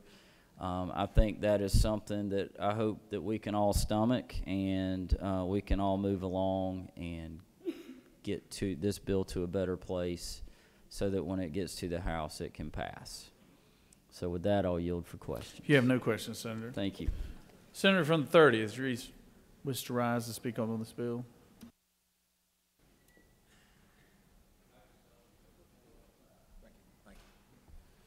Thank you, Mr. President. I want to start with saying I firmly support local control. That's for you. Hey, the reason I'm up here is no, I'm not angry about this bill. Somebody asked me that earlier. I just don't agree with it. I don't agree with it because you're looking at it. These people that are in the clerk's office or in other offices, you know, we have, let me just go down the line here. You have 79 clerks in the Superior Court that do this. You have 75 post offices that do this. You have 10 libraries that do this. You have 8 probate courts that do this. And you have 4 others. The University of Georgia, Georgia State Clarkson Campus, City of Sugar Hill, and the Atlanta Passport Mega Center. They all do this. And there is a rigorous program that all these people have to go through to be able to work on your passport. It is a multi-week process that has to go through the State Department at the U.S. level. At the end of that process, they have to sit for an exam. At that exam, they have to get 91% or higher to pass that test. Once they pass that test, and what hadn't been mentioned here so far, is they are technically at that point an officer of the Department of State, eligible to issue passports. So they have an additional duty other than what they're doing in their clerk's office or their probate office or the University of Georgia or Georgia State or in a library or wherever. So then the question comes up, and I've heard several of these. Yes, but they're doing it on municipality or county time. Absolutely they are. And if we want to address how that is recompensated from the clerks or the probate judges or whomever, then I think that's a fair statement to make. If you want to, in Terrell County, ensure that that clerk is replacing that one ream of paper and paying part of that copier fee, then that's something we should talk about. The shock that the most populated counties in the state are the ones that are earning the highest income off of passport fees is amazing to me that you're shocked. There's more people there. There's more people that are going to get a passport. So you shouldn't be shocked. You want to put a cap on this thing? And I never agree with the senator from the 22nd, but I do on this one. Take a little time and look at it, because this is a reactionary bill. I'm looking at, oh, that was one of the other things I heard. I don't understand why they're getting extra compensation. They're just doing their job. It's not their job. Nowhere in there is it their job. It is an extra benefit that they are providing for the citizens of a county that they don't have to. So when I was coming up here, I was thinking, this is going to be a Don Quixote moment for me. I am jousting at windmills. Because there is no way that I'm going to sway enough votes to have this thing go down, or to at least have it so it's reconsidered and further examined. That being said, it's still worth the fight to me. I want to make sure that we're doing stuff right and not doing stuff reactionary. They make too much money is another thing that I heard. They make too much money. All right. When are y'all going to start coming to me, and when are we going to expand this so that we're assessing what everybody's income is across the state and determining how much is too much money? When are we going to, how are we going to set up that committee? Because they've tried that at a couple of different places. I don't want Georgia to become Venezuela. Okay, so I heard that one. The county can decide how much the clerks, they negotiate together. So you're going to have an entity that's not party to the money that is in a direct relationship with the State Department now negotiate how much money comes to the county for them to spend on projects that they want to spend. That Bowden, where I'm from, that's the fox guarding the hen house. That's the fox saying, trust me, I'll take care of the hens. Just pass this. I don't see it happening. I'm not sure that we've spent enough time working with the rural counties. I've got 2 urban, suburban counties. I have 2 rural counties. We have targeted this thing at a small section of the state. And I'm just begging you, let's slow the roll here. Let's look at it. Because there's a couple other things that, I don't want us to impact. Y'all know that if I've got a passport and it is 3 months from expiration, I can't travel on it? Everybody knows that, right? You know, if I stop doing these at the county level and I have to send off to the State Department, which is the next thing, that's 11 or 12 weeks on that turnaround. So now I'm at 6 months before I can do this. I don't know, y'all are much better organized than I am. I don't really plan international travel 6 months out all the time. So I made the Don Quixote reference a little while ago. What I want to make sure that we're doing is we're not creating a Pyrrhic victory. And for those of y'all that are not students of the ancient Roman wars, and I know everybody in here is, a Pyrrhic victory is you have won the battle, but you have lost the war. We are going to win the public relations battle if we vote on this. But how many of our rural counties are going to say, this is not worth my time? And then where are those people going to go? Please, I ask you to vote against this bill and the amendments, because I don't think we have vetted this thing near long enough. Thank you, Mr. President. I yield the well. Recognize the senator from the 1st. Speak to the bill. State your inquiry, Senator. Isn't it true that the senator from Bowden knows whereof he speaks? I think the senator from Bowden knows Bowden well. Wow. I certainly had not planned to talk on this bill. Talking about not worth my time. Goodness gracious. Let's look at ourselves. 400,000 extra, unplanned. Wouldn't we all love a 400,000 extra over a couple years? Wow. Direct deposit, not being transparent. Direct deposit to your account. Come on, guys. That's certainly not worth our time. And I know my colleague, this is not something that she has just embraced and worked on. As you know, she works on things tirelessly, works with multiple different partners on this. I mean, goodness gracious. I will tell you, I had never heard that anybody in the state worked with the federal government so well before in the past. Oh my goodness. In fact, each one of us has 14 congressmen and 2 U.S. senators.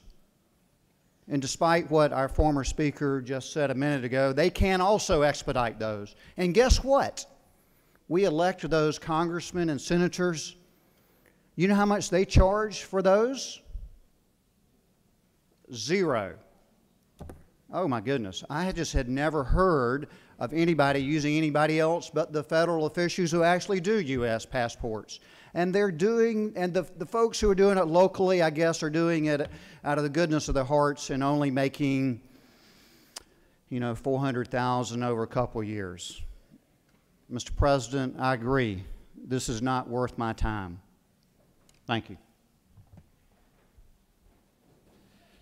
Senators yielded the well. Senator from the 37th, you at least wish to speak on the bill.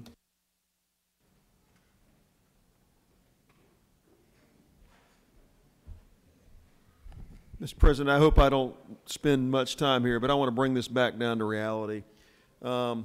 This very simple proposition before us today does not end the process of local governments, clerks' offices processing passports.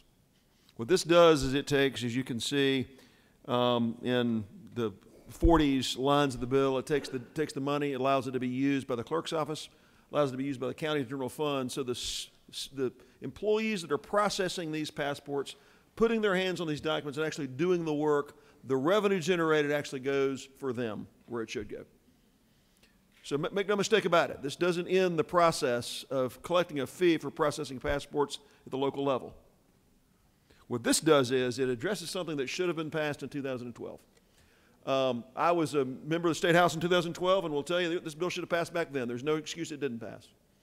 But here we stand today in 2023 with a proposition before us where we have individual elected officials who are compensated for their services, whose employees are processing passports, but they themselves are putting handsome amounts of dollars in their pocket as individual income. This bill doesn't take away the ability for the county to collect revenue to fund the employees that are doing the work. This bill does exactly that. This bill collects the revenue from passports and spends it on the employees who are doing the work. What this bill ends is the ability for an elected official to use the work of the employees, public employees, in the clerk's office, and then harvest money from that for their personal income. In our county in particular, as the senator alluded to, $425,000 of personal individual income over 2 short years. Small counties, I trust it's less money, and with the amendments that are being offered, it will be less money. But what I'm telling you today, senators, is that if we ask members of the public, do you believe that such a thing even exists in Georgia? That public employees can process passports in their clerk's offices, and then the clerk themselves can harvest money from that, not for the county, not for their own budget, but for their own personal income? How many of our citizens would even believe that kind of thing even exists today? I bet you 80+% of our constituents would never believe that exists as a legal thing in our state. It won't if we fix that. All this bill does, ladies and gentlemen, in the Senate, is to allow the employees who are doing the work to have the funds collected to go to pay for county general fund and the clerk's office's operating fund to pay for the services they're providing, nothing more, and putting an end to hopefully the language that was raised. I won't mention specific senators, but the language has changed from that of substance, saying this is being done to placate news sources, to prove a point, or using derogatory language. This is none of the above. This is substantive work, should have been done by this body and by the House in 2012, and it wasn't. Let's not let this go another 11 years. Let's let the dollars that are being used by the employees that process passports to go for them, not to their elected officials harvesting this as personal income. And with that, Mr. President, I ask for your support for Senate Bill 19. Vote on the amendments as your conscience leads, and let's put a green vote up for SB 19. I yield the will. Senators yielded well. Senator from the 56, I'd like to speak on the bill.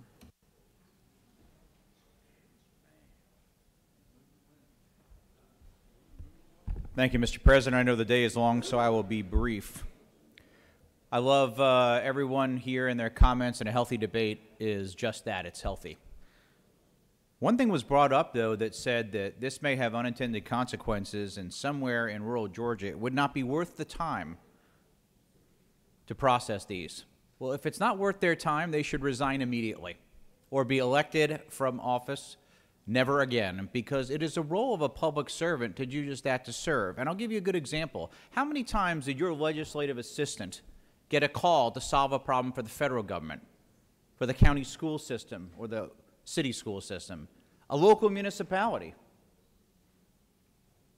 Hundreds and hundreds of times a year. Should you get extra pay because your administrative assistant solved a problem in another area of government? Of course they shouldn't. Folks, some of these people are getting paid more than the President of the United States. That is just crazy. If you get elected to a job, you know what the salary is when you put your name on the ballot to run for that. And if you win the office, congratulations, do your job. But to demand extra money for doing your job is awfully silly. We can do better.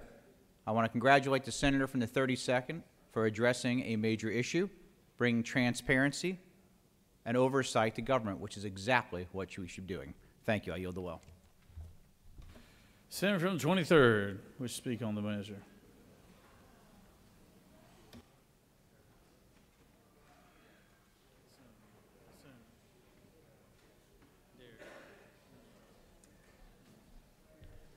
Thank you, Mr. President. Colleagues, I'm probably the only one in this body that has ever provided passport services to constituents without a fee. While I had the privilege of serving in the U.S. House, I assisted hundreds of constituents to receive a passport in an expedited fashion in some cases, but always supporting their needs. Now, I'll tell you what, my staff did that work for me, and the taxpayers of this country paid my staff, and I took zero. I want you to know a passport's work is a duration of 10 years. Now, I agree with my good friend, the senator from the 30th. I occasionally let mine expire or get too close, and I have to renew it. But once I've done it once in 10 years, it's done for 10 years, right? So we can deal with this problem without having to burden the constituents with a fee. I have no problem with $35. I have no problem with local officials assisting in that effort, but I have a problem with them putting those dollars in their pockets, and I support Senate Bill 19. Thank you. Senator from the 2nd.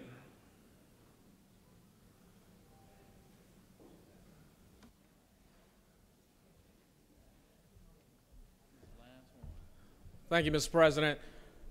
Colleagues, today I rise to make the same statement that I always make. Savannah is not the metro area, it's not Atlanta, it's Chatham County. And I tried to get a next day passport, and you know where you got to go to get a next day passport? You got to come to Atlanta. You know what happened on my way to Atlanta? I hit Atlanta Hartsville, I missed the appointment. They're done by 11, 10 if you're not there on time. You're done. You can't get it next day. You got to call your congressman or U.S. senator to try to get another appointment. Well, it's a 3-hour and 30-minute drive without traffic, 4 hours with traffic to get to Atlanta. Flight may cost you $600, $700 to get to Atlanta. Maybe it's easier for folks to get to Atlanta because you're closer to Atlanta. But I'm on I-16, and I had to get to Atlanta to try to get a passport. Long story short, I couldn't get the passport. I had to cancel the trip. I couldn't make it work. I didn't have the time to fly to Atlanta to get a next-day passport. I had to call my Superior Court clerk and ask Madam Clerk if she could help me get my passport expedited because I went to the U.S. Post Office. They are booking 6 months out. Needed a passport before 6 months. And so I had to call my clerk and ask her if she'd get me an appointment. She said, Derek, we'll take care of you absolutely. I got to meet her team. I got to see how her operation works. I learned about the process because I had to go to her and ask her to help me get this passport. Got it back. Well, just like the federal government, they sent it back. I got the passport expedited in an envelope, but guess what? They kept the birth certificate. So now you talk about the issues of trying to get a replacement birth certificate. Well, my county, they don't do them on Fridays. Well, I'm in the General Assembly Monday through Thursday. And so when we think about legislation and the unintended consequences, again, this is about the metro area. This is not about smaller counties and communities. My clerk doesn't even take a supplement. She spends the money on staff morale. She spends it on food and lunches and different things for the office. But it is the intention of this body to legislate a few clerks that'll have an impact on the rest of us. And I don't know if you are in a rural community or not, but I want to tell you what it's like trying to get to Atlanta to get a passport. In some communities, the closest post office may be 5 counties over. And so what's the deal with this passport deal? We need to think it through thoroughly. Don't try to legislate heavy-handed to impact a few counties because some of us are in communities where people do have to make a drive. And if we want to be intentional about representing the entirety of this state, when we look at it, hey, I'm going to tell you one thing. The rural areas of this state didn't vote for my party. They voted for yours, colleagues on the other side of the aisle. And if you're going to legislate and impact those folks in those rural communities, we always like to come and talk about how we love rural Georgia. And we are going to do something for rural Georgia. But I'm going to tell you, this is going to impact rural Georgians because when they go to their clerk and their clerk says, I'm not doing it anymore because I can't get along with the county commission, I can't make this work, guess what? The clerk's going to tell them it was your legislator, your state senator that did that. And just like we always say, elections have consequences, I want you to remember, you don't live and legislate in Atlanta. There are only very few legislators in the metro area. The rest of us are outside of the metro area. And I urge my colleagues outside of the metro area not to vote for legislation to impact a metro area. Think about your folks in your home district, the constituents that voted for you and sent you here to vote for them. If this is an issue, we truly can work with those clerks to make it better. But this issue wasn't worked with. My clerk came to meet with the author of this bill to try to work on it. She drove 4 hours to get here and couldn't work on this bill. So don't tell me that we tried to work it out and make it work. No, we came with a heavy hand because we had the intention of who we were going to target and who we were going to go after with this bill, and we did it. Now, colleagues, I'm just going to ask you, vote with your conscience and vote with your constituents in your district in mind, because I want you to know that the folks back home, when the clerks tell them that you did this, they're going to let them know that you did it, and they're going to remember that as they move forward. Thank you, Mr. President. With that, I yield the well. Thank you, Senator. You know, I think we're going to like having you in this chamber, Senator. Does any other senator wish to speak for or against the measure? Hold on. Senator from the 53rd, for what purpose do you rise? Parliamentary inquiry. State your inquiry. Is it not true, Mr. President, that I believe we'd be better off if we debated House Bill 18, the budget, like we've debated Senate Bill 19 over passport fees? Senator, I know you're passionate about that, and you probably got a good point. Does any other senator wish to speak for or against the measure? Chair hears none. Is there objection to the previous question being ordered? Chair hears none. I ask the senator from the 32nd if you'd like to close the debate, even though I think this thing has been debated pretty well right now. But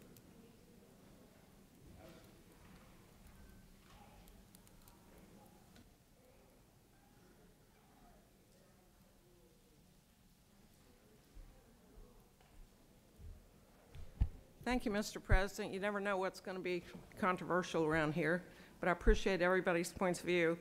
And what I'm really trying to do with this bill is bring some transparency to this, make sure that these monies are disclosed. And because we're using county resources, I feel that this personal income thing is marginal, but I'm willing to compromise, and that's what I've done by accepting the supplement amount that was proposed in the amendment and giving the counties and the clerks the ability to negotiate basically whatever they want to. They just have to be able to agree. So I would ask for your favorable consideration, and I'll yield the will. Thank you. thank you, Senator. The question is on the adoption of Amendment 1A by the senator from the 28th. Amendment 1A. Is there objection? There is objection.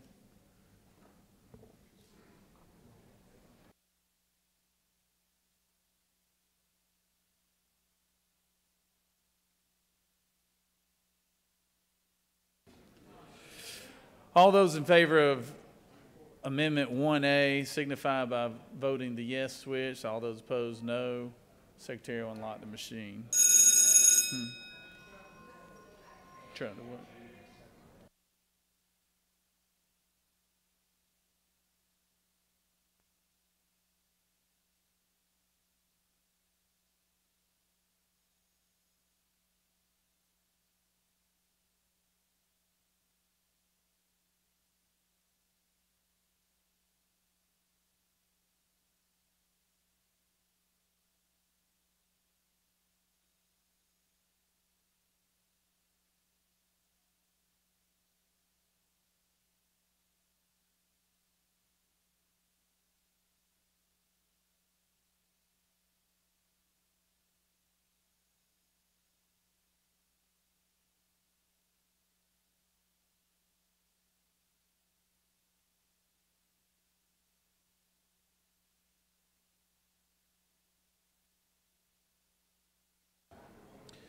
On the passage of the amendment, the yeas are 34 and the nays are 18, and Amendment 1A is adopted.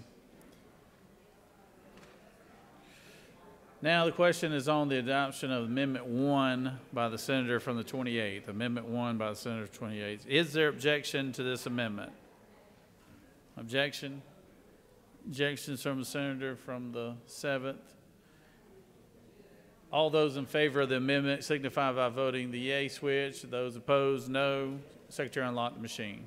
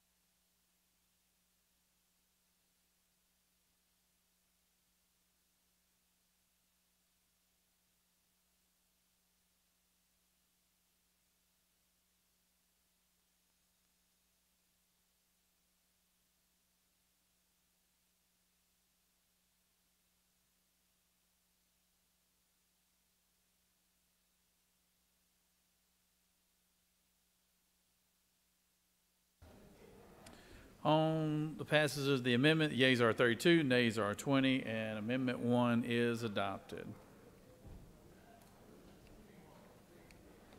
The question is on the adoption of the committee substitute as amended. Is there objection to the adoption of the committee substitute as amended? Hearing none, the committee substitute as amended is adopted. Is there objection to agreeing to the report of the committee which is favorable to the passage of the bill? The chair hears none. The report of the committee is agreed to. Is there objection to the main question being ordered?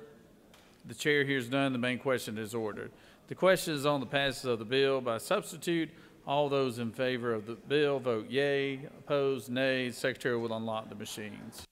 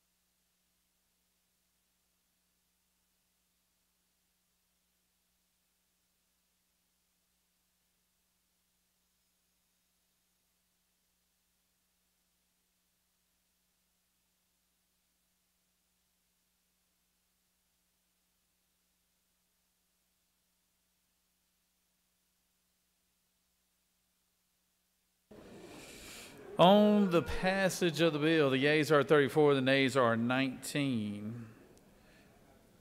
This bill, having received the requisite constitutional majority, is therefore passed by substitute. Moving on to the rules calendar, last bill of the day, Senate Bill 170. Secretary, read the caption.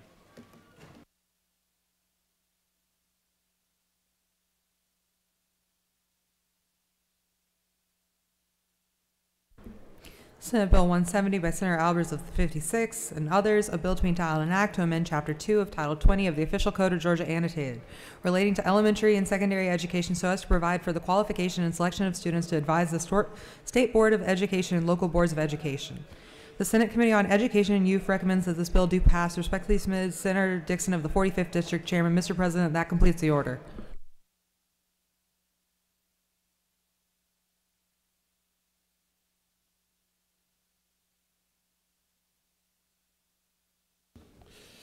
Recognize the senator from the 56 to speak to the bill.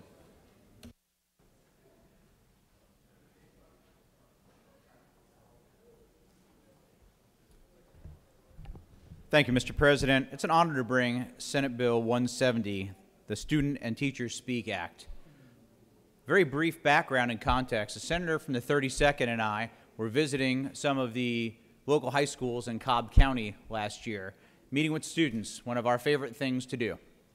During that conversation, I always give those students a challenge and a homework assignment to come up with a great idea for Georgia, whether it's a small idea or a grand sweeping idea, and then to please email me so we can work on it together, to know that they truly have a voice no matter what their age, and to get them more excited about government and making a difference. One such student did just that. Jake Hayes sent me an email shortly after with an idea to have representation of students on the state school board and local school boards. I gave him a lot of homework to do after that, to go meet with various elected officials, appointed officials. He did an extraordinary amount of homework. He worked with all the right parties. And I'm proud today, after he helped present this in committee, to bring in front of you this bill. This simply says that students who are 16 or older between the 11th and 12th grade can apply through a process to write an essay. Those essays will be brought up regionally, ultimately to the state school superintendent, who will choose the top 3. And then the governor will select the winner, who will be an ex officio, non-voting member of the state school board, to provide a student's perspective. Very similar to the great work we did here as a legislature, doing that for the Teacher of the Year, who also holds a similar position. It also encourages our local school boards to do the same. What a great way to get young people involved in education and policy. Mr. President, if there are no questions, I will yield the well. You have no questions, Senator. Thank you. Does any other senator wish to speak for or against the measure? Chair hears none. Is there objection to the previous question being ordered? Chair hears none. The previous question is ordered. Is there objection to agreeing to the report of the committee which is favorable to the passage of the bill? Chair hears none. The reporting of the committee is agreed to. Is there objection to the main question being ordered? Chair hears none, and the main question is ordered. The question is on the passage of the bill. All those in favor of the bill vote yea. Opposed, nay. Secretary will unlock the machine.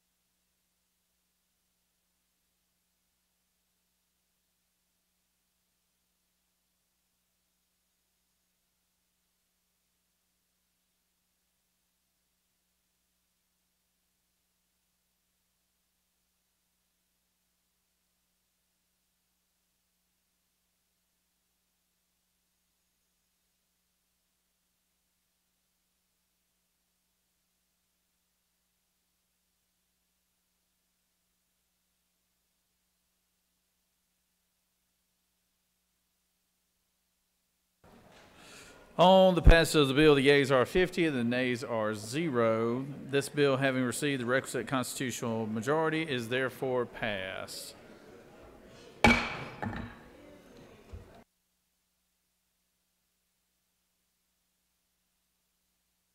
recognize the Majority Leader for a motion. Thank you very much, Mr. President. I move that the Senate stand adjourned until 1 p.m. Wednesday, March 1st. The Majority Leader has moved. The Secretary, read the announcements, please. Committee meetings have been moved back half an hour. The Rules Committee meeting will happen upon adjournment in 450 of the Capitol. The Children and Families Committee meeting will happen at 1:30 p.m. in 307 CLOB. The Banking and Financial Institutions Committee meeting will happen at 1:30 p.m. in 450 of the Capitol. The Reapportionment and Redistricting Committee meeting will happen at 2:30 in 450 of the Capitol. The Education and Youth Committee meeting will happen at 3 p.m. in 450 of the Capitol. The Retirement Committee meeting will happen at 3:30 p.m. in Mezzanine 1 of the Capitol. The Regulated Industries and Utility Committee meeting will happen at 4:30 p.m. in 450 of the Capitol. The Judiciary Committee meeting is canceled. The Ethics Committee meeting will happen at 6 p.m. in 450 of the Capitol, and the Higher Education Committee meeting will happen at 7 p.m. in 307 CLOB. That completes the order, Mr. President. Senator from the 16th, for what purpose do you rise? Mr. President, I ask unanimous consent that Senate Rule 3.12 be suspended to allow for a bill to be read and assigned to committee, SB 274.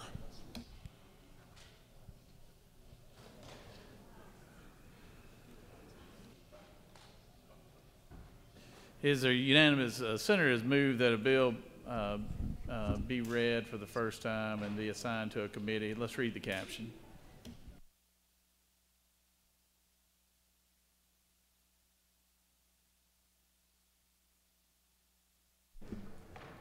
Senate Bill 274 by Senator Harbin of the 16th and others, a bill to be entitled an act to amend Title 30 of the Official Code of Georgia annotated relating to handicapped persons so as to create the Commission for the Blind and Visually Impaired, to transfer the direction and supervision of Georgia Industries for the Blind from the Georgia Vocational Rehabilitation Agency to the Commission. That completes the order, Mr. President. Is the objection to the Senator having it first read here and assigned to a committee? Good. I appreciate that. So we'll assign that to Government Oversight Committee, Senator. All right, the motion is on the floor by the Majority Leader for us to adjourn until tomorrow at 10 a.m. March 1. Is there objection to that motion? At 1 o'clock, too, by the way. Tomorrow, 1 o'clock, March 1, 1 o'clock. Did I say 10 a.m.? I apologize. 1 o'clock tomorrow. All those in favor of the motion signify by saying aye. All those opposed, no. The ayes clearly have it. Enjoy the rest of the day. We're adjourned.